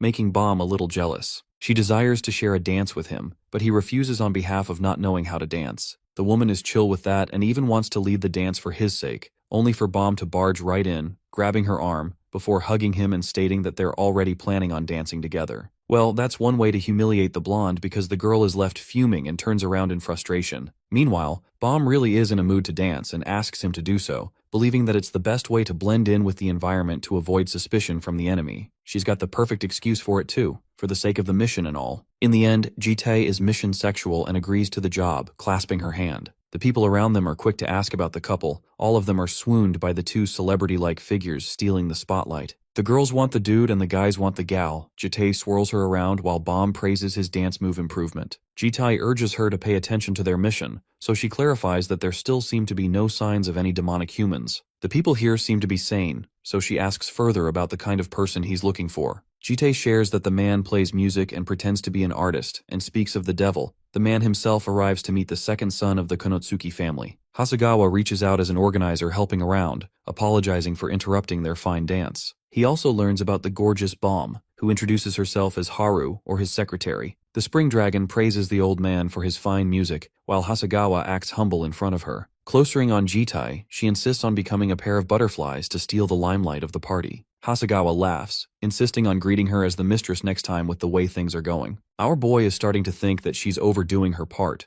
but the spring dragon teases him not to make awkward expressions. Forgetting about her, our boy asks the old man when his performance will begin, and learns that it's about to start. Bomb is thrilled to hear it for the first time, while the old man hopes that it leaves a mark. With him aside, she realizes that Jitai wants to smoke this guy, except that's the tricky part. This fucker is actually immortal. At the same time, each resurrection takes him a while, specifically 10 years worth of wait. Now the original plan for Jitai was to annihilate this whole party alongside the fat old man, but he's fine with letting some entertainment carry on. Bomb can understand where he's coming from, while Hasegawa's performance takes the center stage. The Green Dragon is out here playing full baddie mode because she's invested in finding a method to kill the old man for good. As for Hasegawa, he glances at his piano before committing to his real plan. By the end of the night, Jitai waits for Bomb to wrap up, but it appears she's busy vomiting. He assures her that there's still time to back out, but apparently she found herself really disturbed with such a performance. Our guy thinks that the place is unsuitable for someone like her. Even with Providence, she should know the facts, as it is full of corrupt people, not for a young innocent soul like her. This makes him wonder why she has to come here at all when she doesn't deserve it. Bomb ponders the question, before heartily confessing that she doesn't want him to feel alone. Jitai doesn't get it, and emphasizes that he'd find a way to kill Hasegawa for good. Bomb comes out of the restroom, sharing that she was actually busy plotting something,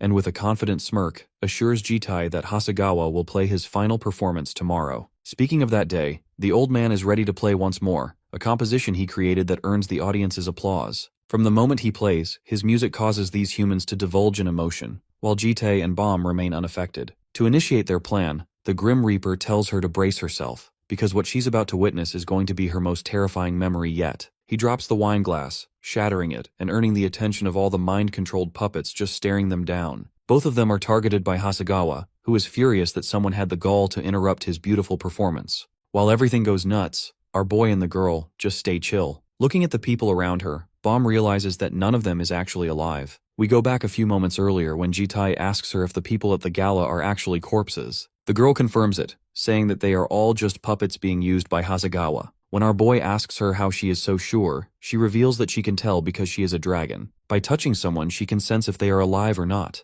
When she touched one of the girls, she did feel a bit of life, which bothered her since it seemed like the only part of them alive was their ears. Our boy reveals that the man has a hobby of collecting human ears, which means that he pasted them onto them so they become his puppets that can only listen to his music. He realizes he was too impatient in his past lives when he killed Hasegawa before finding out about this secret. Bomb asks about Hasegawa's immortality and explains how demon contracts work. She draws a picture to show that if a demon fails its goal after transforming, it has to go through a molting process. She excitedly suggests a plan to fix things, and our boy agrees because he wants to force Hasegawa to show what he is hiding. With this, he decides to go with the plan Bomb came up with. Back in the present, Hasegawa stops playing his piano and screams in anger because his performance got interrupted. He orders his minions to cut off the intruder's ears, and the walking corpses lunge forward like hungry beasts. Surrounded on all sides, Bomb asks Jitei if this is the brutal world he always deals with. When he nods, the girl closes her eyes and makes up her mind. She wants to understand his world better, refusing to just stand behind him and be protected. A huge invisible pressure blasts the walking corpses far back. The girl stands with her hair blowing in the wind as glowing magic circles appear under their feet, unleashing her ultimate skill, Draconic Tongue.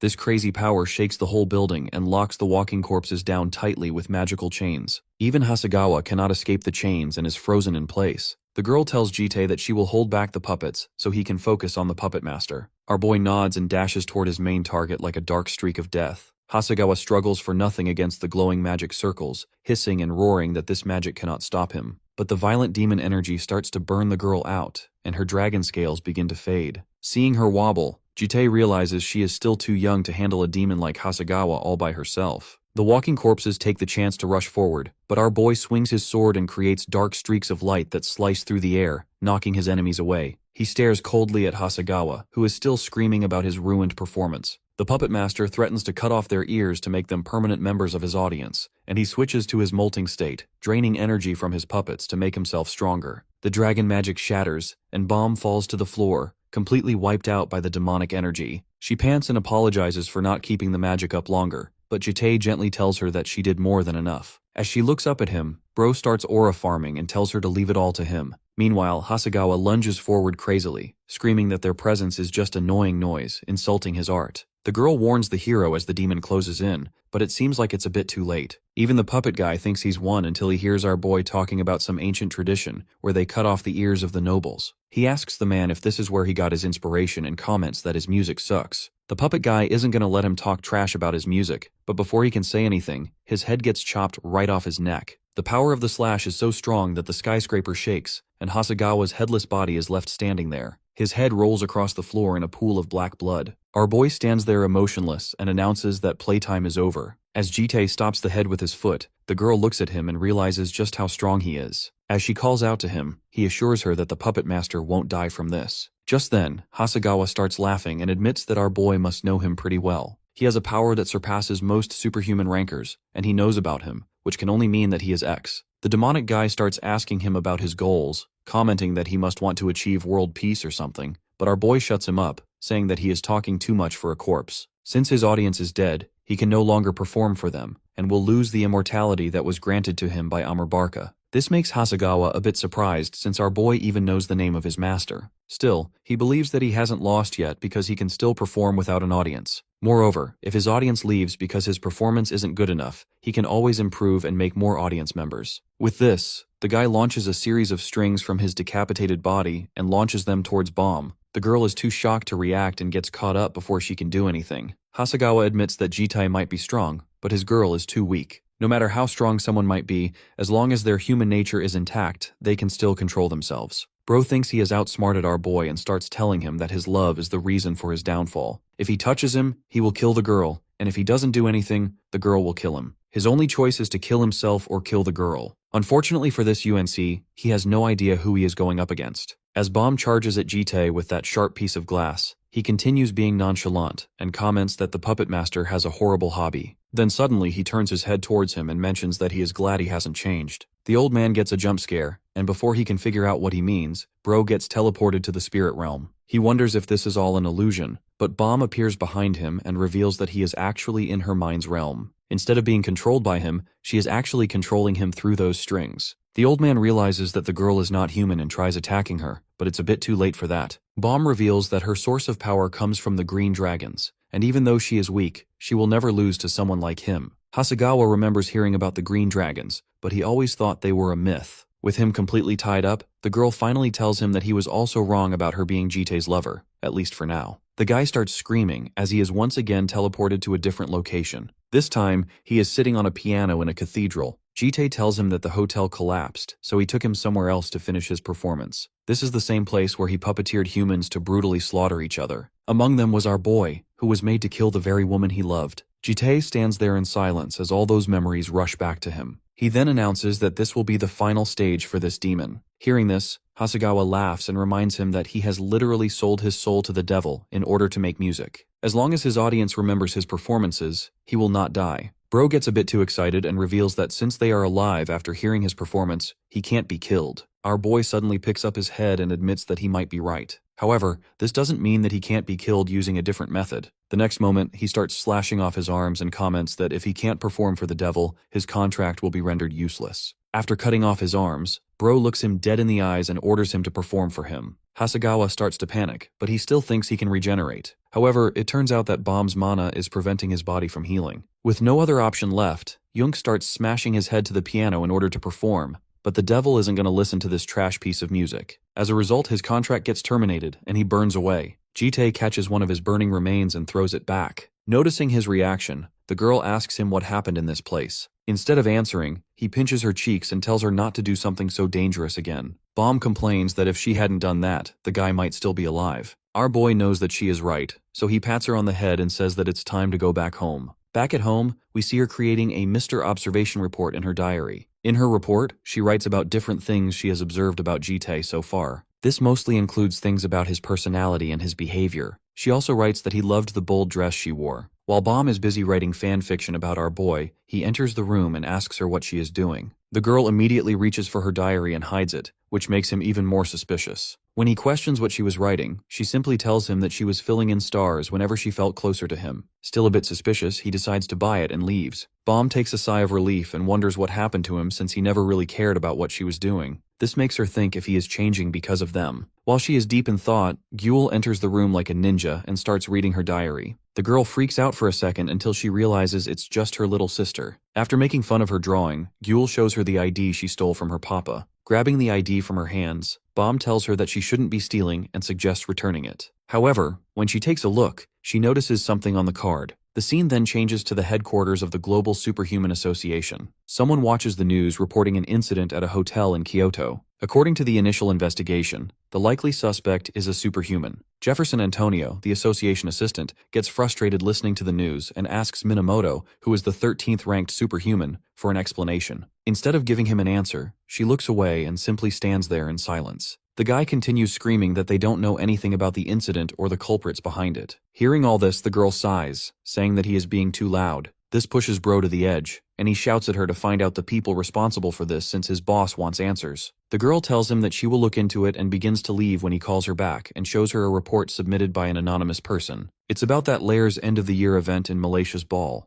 The report mentions that something is going to happen at that bar. Hearing this, the girl asks him if it's about demonic humans, and the man confirms it. Turns out that some disaster-class demonic human and a calamity-class demonic human have infiltrated the alliance. This finally gets Minamoto's attention, and she slams the table, asking him if he can take responsibility for what he just said. The guy reveals that the report was found on his desk, which means that whoever delivered it was skilled enough to sneak inside. At first he ignored it as a prank, but after thinking about it, he realized that it actually makes a lot of sense. The girl then asks him why he is telling her all this. He explains that Malaysia's ball is in Japan's territorial water, and according to their intel, the demonic human squad from the Balkans is headed there. Her job is to eliminate this threat while they look for the infiltrators in the Alliance's special forces. All of this is a secret, so they can't let this go public. After leaving, Minamoto thinks to herself that the guy really looks down on the Japanese royal family since he makes them do all the dirty work. She then starts thinking about the report and realizes that it must be related to Hasegawa's disappearance. The person who killed him was able to avoid the Alliance's tracking, which means that they are pretty skilled. This makes her wonder if this was the work of an organization. While she is thinking, The driver asks her if he should gather the team, but she tells him to stand by for now since she is planning to go to the assembly first. The scene then changes back to Jitai's house, where he is surprised by the 4 dragons. Turns out that it was his birthday, and Bomb got to know from his stolen ID card. Gale proudly asks him how the surprise was, and mentions that it's her first time ever congratulating someone on their birthday. Bro looks at her and realizes that she is wearing the same dress that Bomb wore for the ball. She reveals that she wanted to wear a dress for the birthday party, so she borrowed it from her, but the chest part is a bit small. While they are talking, Yoram gets annoyed and comments that it's too cringe. Then all of a sudden, she launches in the air with the cake in her hands and prepares to slam it straight in Jitai's face. We go into a flashback where we see her struggling through one-armed reverse push-ups, drenched in sweat and gritting her teeth upside down while muttering that she should probably just give up.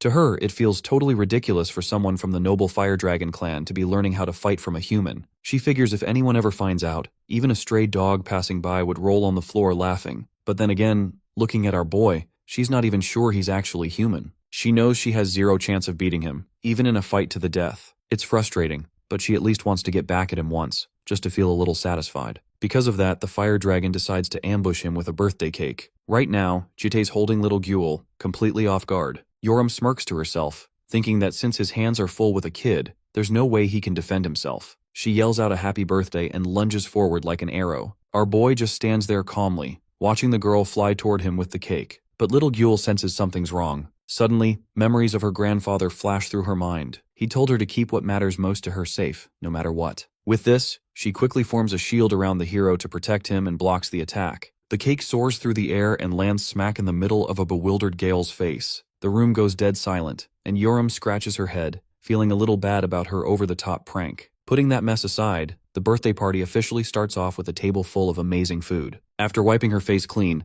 Gale quickly recovers her composure to lead the gift-giving ceremony. Jitai sits in his chair and coldly remarks that he's not some kid who needs presents. Gale smirks and teases him, saying that at 27 in dragon years, he's basically still a child anyway. Our boy picks up the first gift and asks who made it. Bomb smiles and takes credit. Inside a red box is a silver pocket watch that looks classic and classy. The moment he touches it, his eternal clock skill alert vibrates intensely, making him curious. He opens the watch cover and finds a photo inside showing the little dragon family together at the lake, with the words, "Fun Times," written on it. Jitai stands there silently looking at the photo before saying thank you. Next, Gale excitedly holds up a pink piece of paper, explaining it's a wish voucher. She rambles on about how he can make her do anything, and that it's the best gift ever. However, her face goes pale when he asks for actual money instead of the voucher. Yoram cackles at her sister, calling the gift lazy and insincere. She reaches into a paper bag to show off what she calls a truly practical gift. The ultimate gift from the Fire Dragon turns out to be an old, freshly washed white sock. The whole group is left completely speechless. Yoram happily explains that she wears this sock all the time,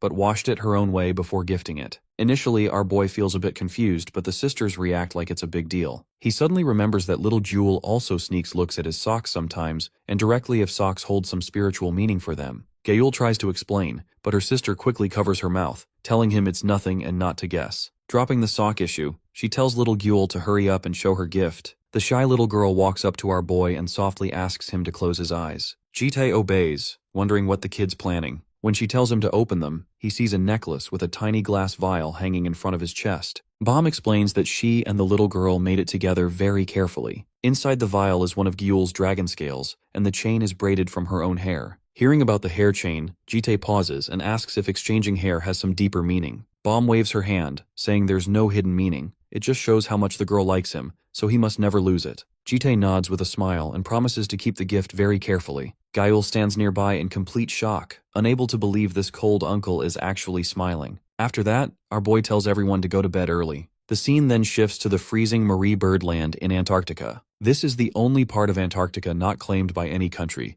but a secret underground organization is currently building a base there. Unlike the International Superhero Association, this group is a collection of powerful individuals who only want to wipe out demons. The members include Minamoto Ai, a female prosecutor for the Japanese Imperial Special Mission Bureau, who ranks 13th in the world. There's also BM, the first person to return from Aranuth, who holds the second spot in the global superhero rankings, and Myung Yongha, a druid of regeneration ranked 9th in the world from Korea's famous magic clan. Right now, he is crying bitterly and constantly calling out Minamoto's name. She walks into the room, sighs at the scene, and asks the scientist what's wrong with him this time. The guy falls down to her legs, sobbing that the doctor just shared some massive news. He explains that his wife is finally showing signs of recovery after so many years. This amazing news stuns the whole group because her illness was always considered incurable. The concentration of ancient viruses in her body is dropping fast, which is a miracle that no research could achieve over the last 10 years. The guy tightly holds BM's hand, confirming it's all thanks to that medicine he made.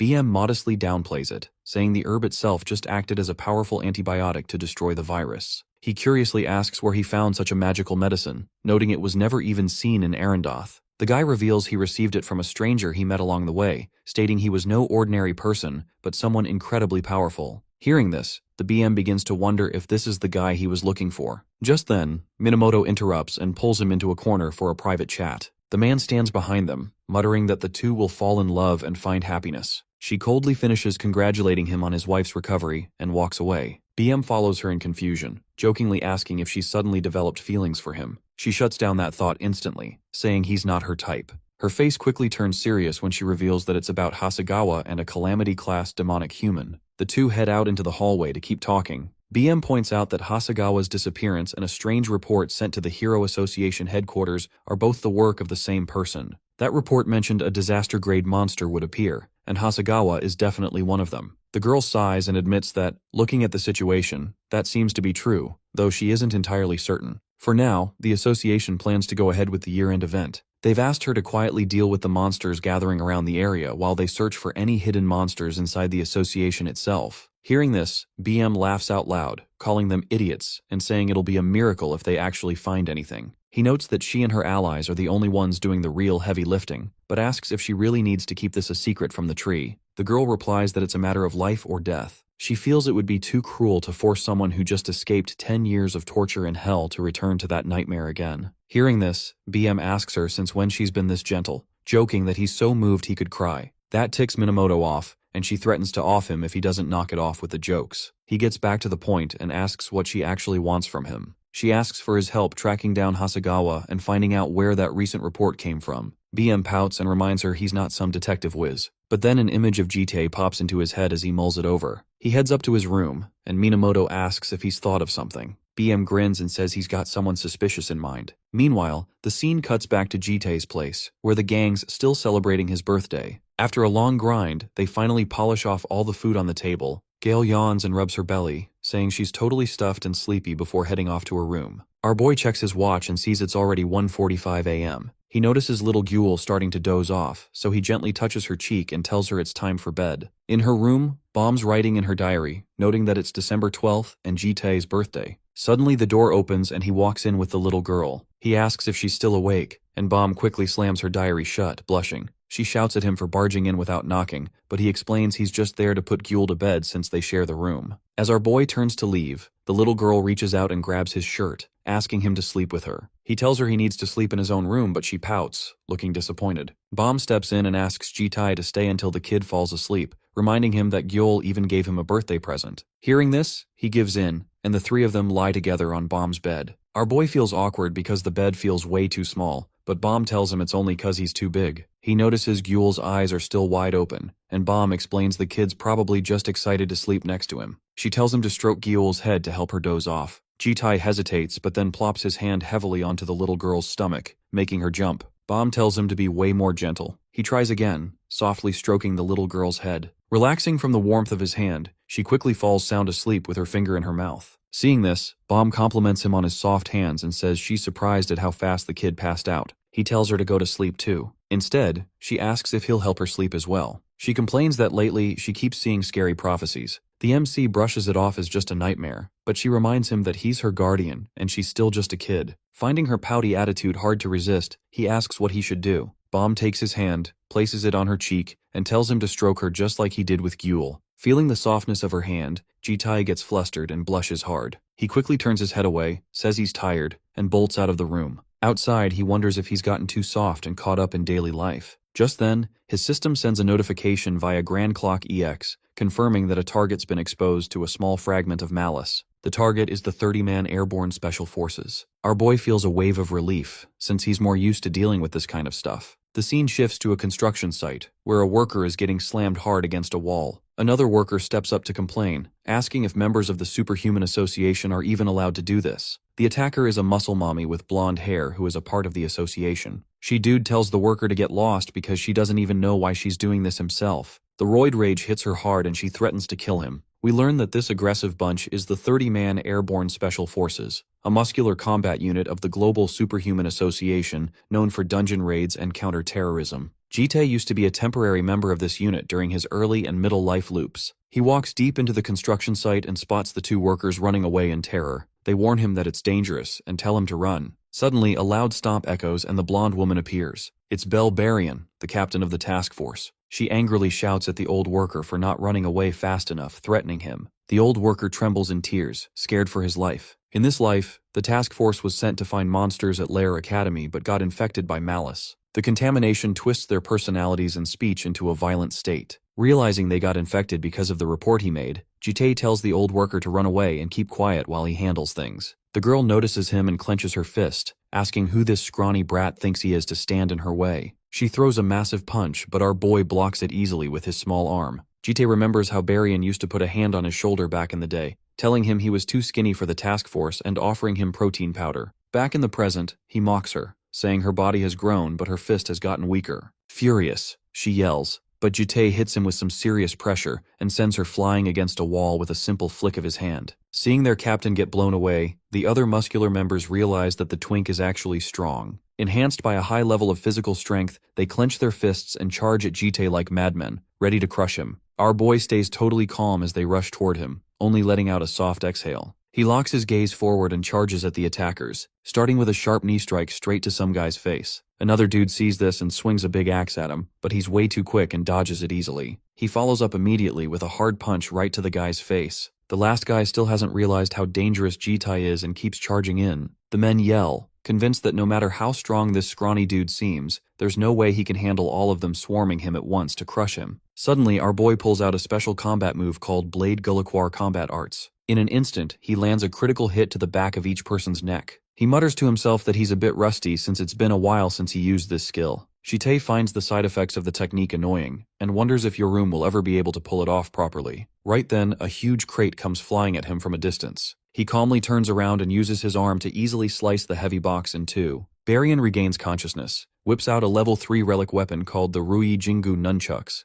and lunges straight at Jitae. Facing this brutal attack, our boy uses just one hand to block it easily. He simply crushes the weapon with his bare hand, leaving the girl in complete shock. Seeing her sitting there dazed on the floor, he steps forward and asks if she's finally calmed down a bit. The girl still can't believe her eyes and asks who he is. Jitae replies that she doesn't need to know, ordering her to follow him obediently so he can cure her and her crew. That stings Barian's pride, and her face darkens as she asks if he is seriously telling them to surrender. Without hesitation, she rushes over and grabs him tight to pin him down. She calls Jitae an arrogant villain and warns him not to underestimate them, shouting that they're warriors who risk their lives on the front lines and don't fear death. Our boy tells her that he has no intention of killing them, but the girl refuses to believe him and tells him to shut it. She then orders her warriors to stand up and fight to the end for their pride. Seeing that the group's hopeless, Jitae uses his power once more. He thinks about how their annoying personality hasn't changed, but this is why he liked them. The next moment, countless souls pour out from Jitae's body, which freaks Varian out. He looks the girl straight in her eyes and asks if she is ready to cooperate now. Bro summons his stolen powers, including the Fallen Angel Legion, the Heavenly Eye, and the Shadow of the Grand Duke. Before long, he has the whole group neatly under control. He uses his Grand Clock authority to start cleansing the 30 contaminated targets, and the system confirms the presence of traces from beyond the horizon. The Grand Clock authority collects the surfaced malice, pushing the progress bar to 15.3%. Once the process finishes, the glowing particles fade away into the air. Jitae wonders if 30 mentally contaminated people will fit into the lab and decides he should bring some good wine to smooth things over. The scene shifts to BM's lab, where the Chimera places a magic stone inside a level 4 artifact called Hera's Kaleidoscope. BM feels pretty satisfied, eager to finally test the machine. He's been trying to study a strand of hair that Gyul lost, but ordinary equipment was useless. With this artifact, he's confident he can find the source of her power. While he works, a hand touches his shoulder from behind. Annoyed, he says he's busy and tells the visitor to get lost, but the hand keeps touching his shoulder, making him mad. When he turns around, he finds our boy standing there with a bottle of wine. He coldly notes that this is where Gyul's lost hair ended up. BM tries to make an excuse, saying he just found it on the floor while cleaning up after his last visit and had no bad intentions. Without a word, Jitae takes the hair and destroys it. BM panics at the sudden loss but quickly shifts back to business, asking what brings him here. Our boy explains that he has more corrupted people. BM accepts the wine gift happily,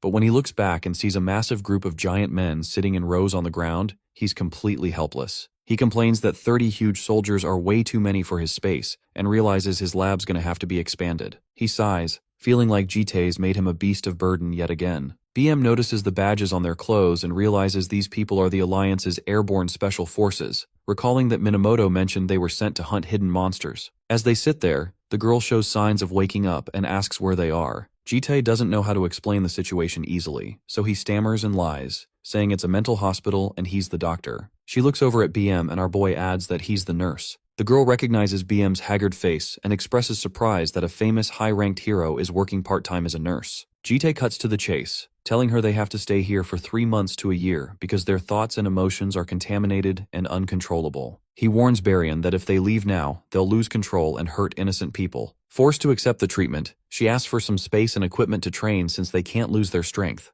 BM gets angry, asking if she thinks his lab's a gym, but Jite puts a hand on his shoulder and cuts him off, telling her that the nurse will prepare everything for them. BM sighs at getting bossed around again. Our boy then glances over at the living armor and the captured girl, who are busy cleaning, and asks how they're doing. BM admits the situation's bad since the armor guy just deeply misses his old lady master, but the real issue is the girl, who has absolutely no will to live. Hearing this, our boy walks over to the girl while the living armor quickly joins the commandos to lift weights. He asks the girl if something's bothering her. She recognizes him and apologizes for causing a scene before. He sits with her and tells her to let it go. The girl opens up, asking if the newcomers are from the Alliance. When Jite confirms it, she explains her tragic past. She used to work at a small countryside orphanage. During a massive flood, the other adults ran away, leaving her alone with the kids. She hid the children inside and went out to check for monsters. Though the monsters missed the building, a blinding flash of light suddenly leveled the entire orphanage. It was friendly fire from the Global Superhuman Association's artillery. She was the only survivor and blames herself for their deaths, explaining that a dark entity took her over afterward. Jite asks if seeing the Alliance members makes her uncomfortable, but she surprisingly says no. She explains that instead of feeling pain, she actually feels strangely happy since arriving at the lab. Sitting, cleaning, and reading boring magazines all feel fun to her. She lies back on the ground, crying out that a terrible person like her shouldn't be allowed to be happy or keep living. Our boy stands up and bluntly tells her that if she wants to die, she should just die, because living requires having something to look forward to. As he walks away, the girl wonders if he also has something to look forward to. Jite looks down at the crystal on his chest, thinks for a moment, and replies that he's trying to do that too. Right then, Baryon walks over and asks if they are done talking. She tells the girl she overheard that she lacks a will to live and claims she knows a perfect remedy. The next moment, we see the girl trying to do a push-up, and the group yelling at her that her physical weakness is the real reason she wants to die. Since they have no gym equipment, Baryon decides to start her off gently with unarmed exercises, warning her not to use magic so they can clear her mind of bad thoughts. The girl cries out in utter despair, admitting defeat. Our boy tells Armada to take good care of her, and the armor agrees. BM walks up to Jite, curious about how easily he answered questions about the Alliance, and deduces that a Calamity-class demonic human is indeed going to appear at the year-end event. Jite confirms a massive battle is coming and tells him he'll need his help. Meanwhile, the scene shifts back to the penthouse, where Gale is excitedly looking at a tiny yellow creature that looks like a little chick. The scene then changes to Lair Academy, where Gale and her classmates are happily strolling down the path. She walks with them, carrying her acoustic guitar case, wondering why their classes ended so early today. Her friend explains that a huge problem just broke out at the Mythical Creature facility. Mythical creatures are magically awakened animals that hold high-density mana, and some superhumans tame them to work together. Her friend notes that since the main disaster alarm isn't going off, the escaped creature is probably not that dangerous. A classmate suggests they all head downtown to check out a new cute cafe, take some pics at a photo booth, and hit up the local amusement park rides. Gale looks down sadly and tells them she doesn't think she can go. Her friends immediately realize her guardian's way too strict, and they complain that he's being super overprotective. They figure he's just trying to keep her safe because she's so pretty, and they promise to buy her a cute keyring to make her feel better. They wave goodbye and head downtown. Gale waves back with a bright smile and tells them to have fun, but the moment they turn around, her smile completely drops. She walks alone, telling herself that Jite's only looking out for her because she gets really anxious in crowded, noisy places, though she feels fine now. Then, her inner rebellious teenager flares up. She wonders why he hates her playing the guitar so much, complaining that she can't even practice at home because she's always walking on eggshells. She has no idea that Jite's actually traumatized because she committed suicide as a broken pop idol in past life loops. She runs through the streets, spinning like a top in her cute chibi form, and decides that if she can't play at home, she'll just play outside to show the world the true rebellious soul of the gold dragon. Soon, the scene shifts to a quiet, sunlit forest where Gael sits comfortably on a rock. She figures a secluded, quiet place like this is perfect since crowds make her nervous. She unlatches her case, takes out her acoustic guitar, and plucks a single string. As she plays, the local forest birds fly down to sit on a nearby branch and chirp along with the tune, while a tiny squirrel and a white rabbit gather at the base of her rock. However, right in the middle of her solo, a dark rustling sound comes from the thick bushes behind her. Gael freezes and her eyes widen in panic. She senses a presence,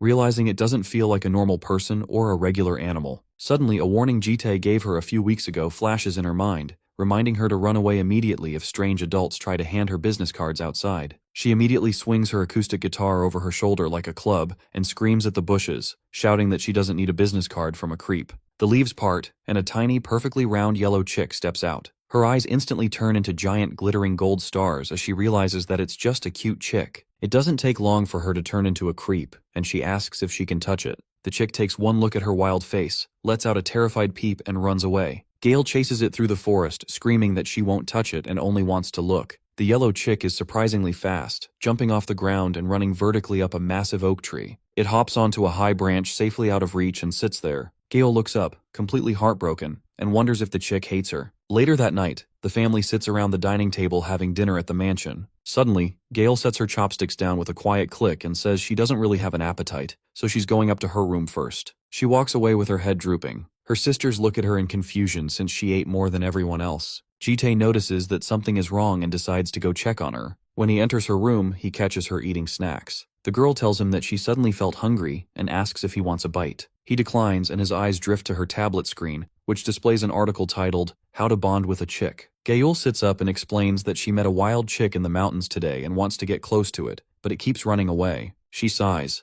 worrying because it's getting cold outside and the chick lives high up in a tree. She looks up at him with big, hopeful eyes and asks what he does to get someone to open up when meeting them for the first time. Our boy immediately remembers how he lured her with food and gives her the same suggestion. The girl gets excited hearing this and promises to try it tomorrow. Meanwhile, we see the chick sitting peacefully on a high branch. Suddenly, it hears a bunch of cute kittens down below. However, the next moment their eyes turn red and they immediately lunge at the chick. It seems like the bird couldn't react in time and we see a couple of feathers flying in the air. The scene then changes to Gael, who is running around excitedly with a bag of fried chicken to feed that chick. Jite had told her earlier that the chick was probably hungry, so she thinks that doing this will make it interested in her. However, when she runs over to the tree, she finds it empty. Looking around, she notices a bunch of feathers with blood over them. Moreover, there are claw marks on the tree, along with signs of mana. This makes her remember her conversation with her friend when she told her about the spiritual creatures who escaped from the spiritual creature sanctuary. It doesn't take Gael long to connect the dots and she realizes what is going on. Meanwhile, in Heidling's entertainment district, we see the cats bullying that poor chick. The chick is trapped in a corner and the cats don't seem to be willing to let it go. It asks them why they are doing this even though they are from the same sanctuary. Hearing this, one of the cats gets furious and tells it that they are simply jealous of it. Back at the sanctuary, everyone always loved the chick and gave it special treats.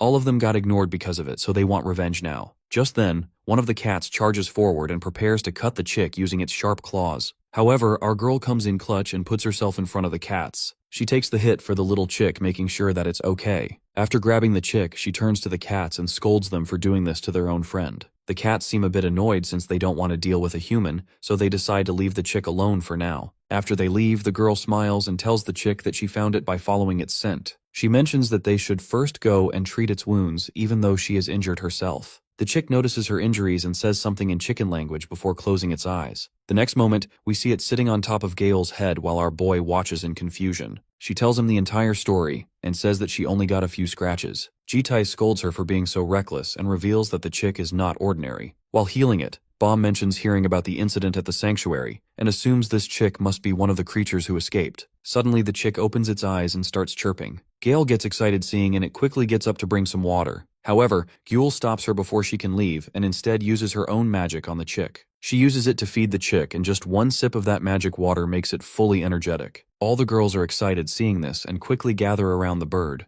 The chick introduces itself and thanks them for their help. However, none of them can understand what it is talking about. The girls turn to Jitai for the translation, and he casually tells them that it is saying thank you. The chick seems especially grateful to Gael since she was the one who saved it from those freaky cats. It even bows down to show its gratitude, and the two of them shake hands. The scene then changes to the cathedral where we see Wheon examining that piano. Just then, a girl walks over to him and comments that Hasegawa disappeared in this place. The guy refers to her as his elder, and she mentions that he must be excited to ascend to a seat. We learn that she is the Calamity-class demon named Izel Khalifa. The guy apologizes to her and says that he must have paid more attention to this matter since it's related to his work. Izel tells him that it's fine since she was getting annoyed at him anyway for asking her to make puppets all the time. While she is talking, Wheon notices her puppet holding a man. She tells him that they caught him while he was hiding in here, probably to call for more backup. The man turns out to be the 14th ranked superhuman Edward Crane, also known as the Hound. He looks at Wheon with disgust and calls him out for being a traitor. The guy doesn't really care much and simply apologizes to the girl and says that he will finish him off. However, before he can walk closer, the superhuman uses his ability and asks him if he really thought he'd get beaten by a punk who pretended to be a teacher at Lair.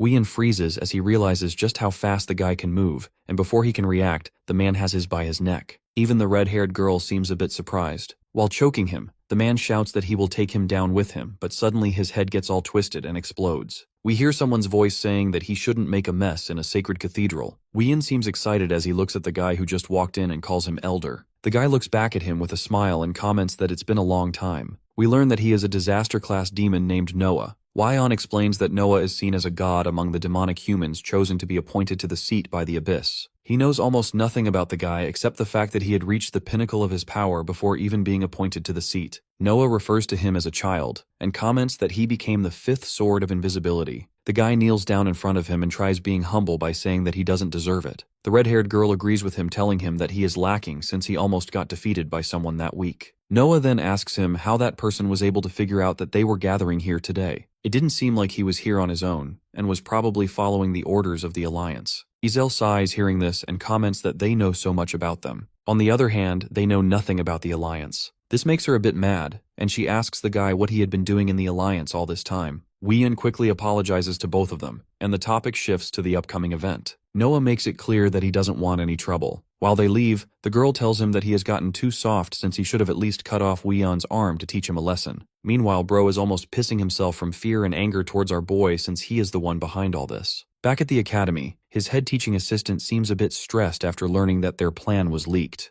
Wheon just told him that he would kill him if they don't find that X-person soon. The guy slams his desk in anger, unable to understand how that person knows about all of their plans. Only this group and the elders knew about that meeting, so it's impossible for an outsider to get that info. Just then, the guy looks at the girl and begins to question if she was the one who leaked it. The scene shifts to the house again, where we see the poor chick being bullied by the girl. It tells them that it doesn't like being touched and talks about what the humans did to it in the sanctuary. However, little Gyul doesn't seem to understand any of it and continues holding it like a plushie. Her sister has even put a ribbon on its head even though the chick is not female. She starts recording this thinking that it's loving the ribbon. Just then, her wild sister comes in and asks what that is. She grabs the chick by its head and asks them if they picked it up from the streets. Seeing this, Yahello immediately tells her to put it down. The girl then asks her for the name of the chick, but since they can't seem to understand it, she simply tells her that its name is Peep Peep. While they talk, the poor chick has to endure the smell of cigarettes coming out of Yorum's mouth. To make things worse, she even starts licking it, which makes the poor chick pass out.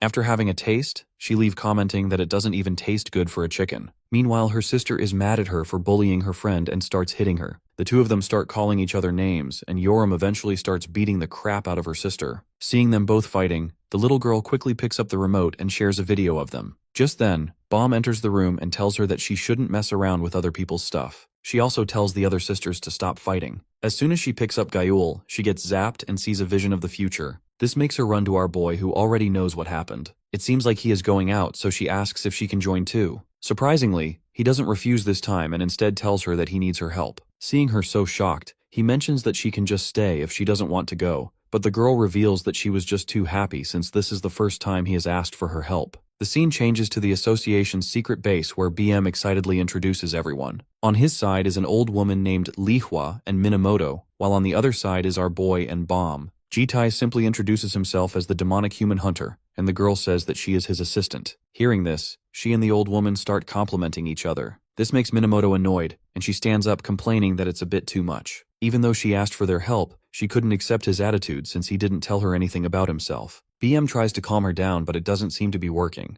Jitai looks at her and asks if she wants to see his powers for herself. This makes the girl even more furious, and she prepares for a fight. Before she can unsheath her sword, the granny warns her that she will die the moment she makes a single move. While Minamoto is confused, the granny sips on her tea and apologizes on her behalf. She then turns directly to our boy and asks him if he is on the side of humanity.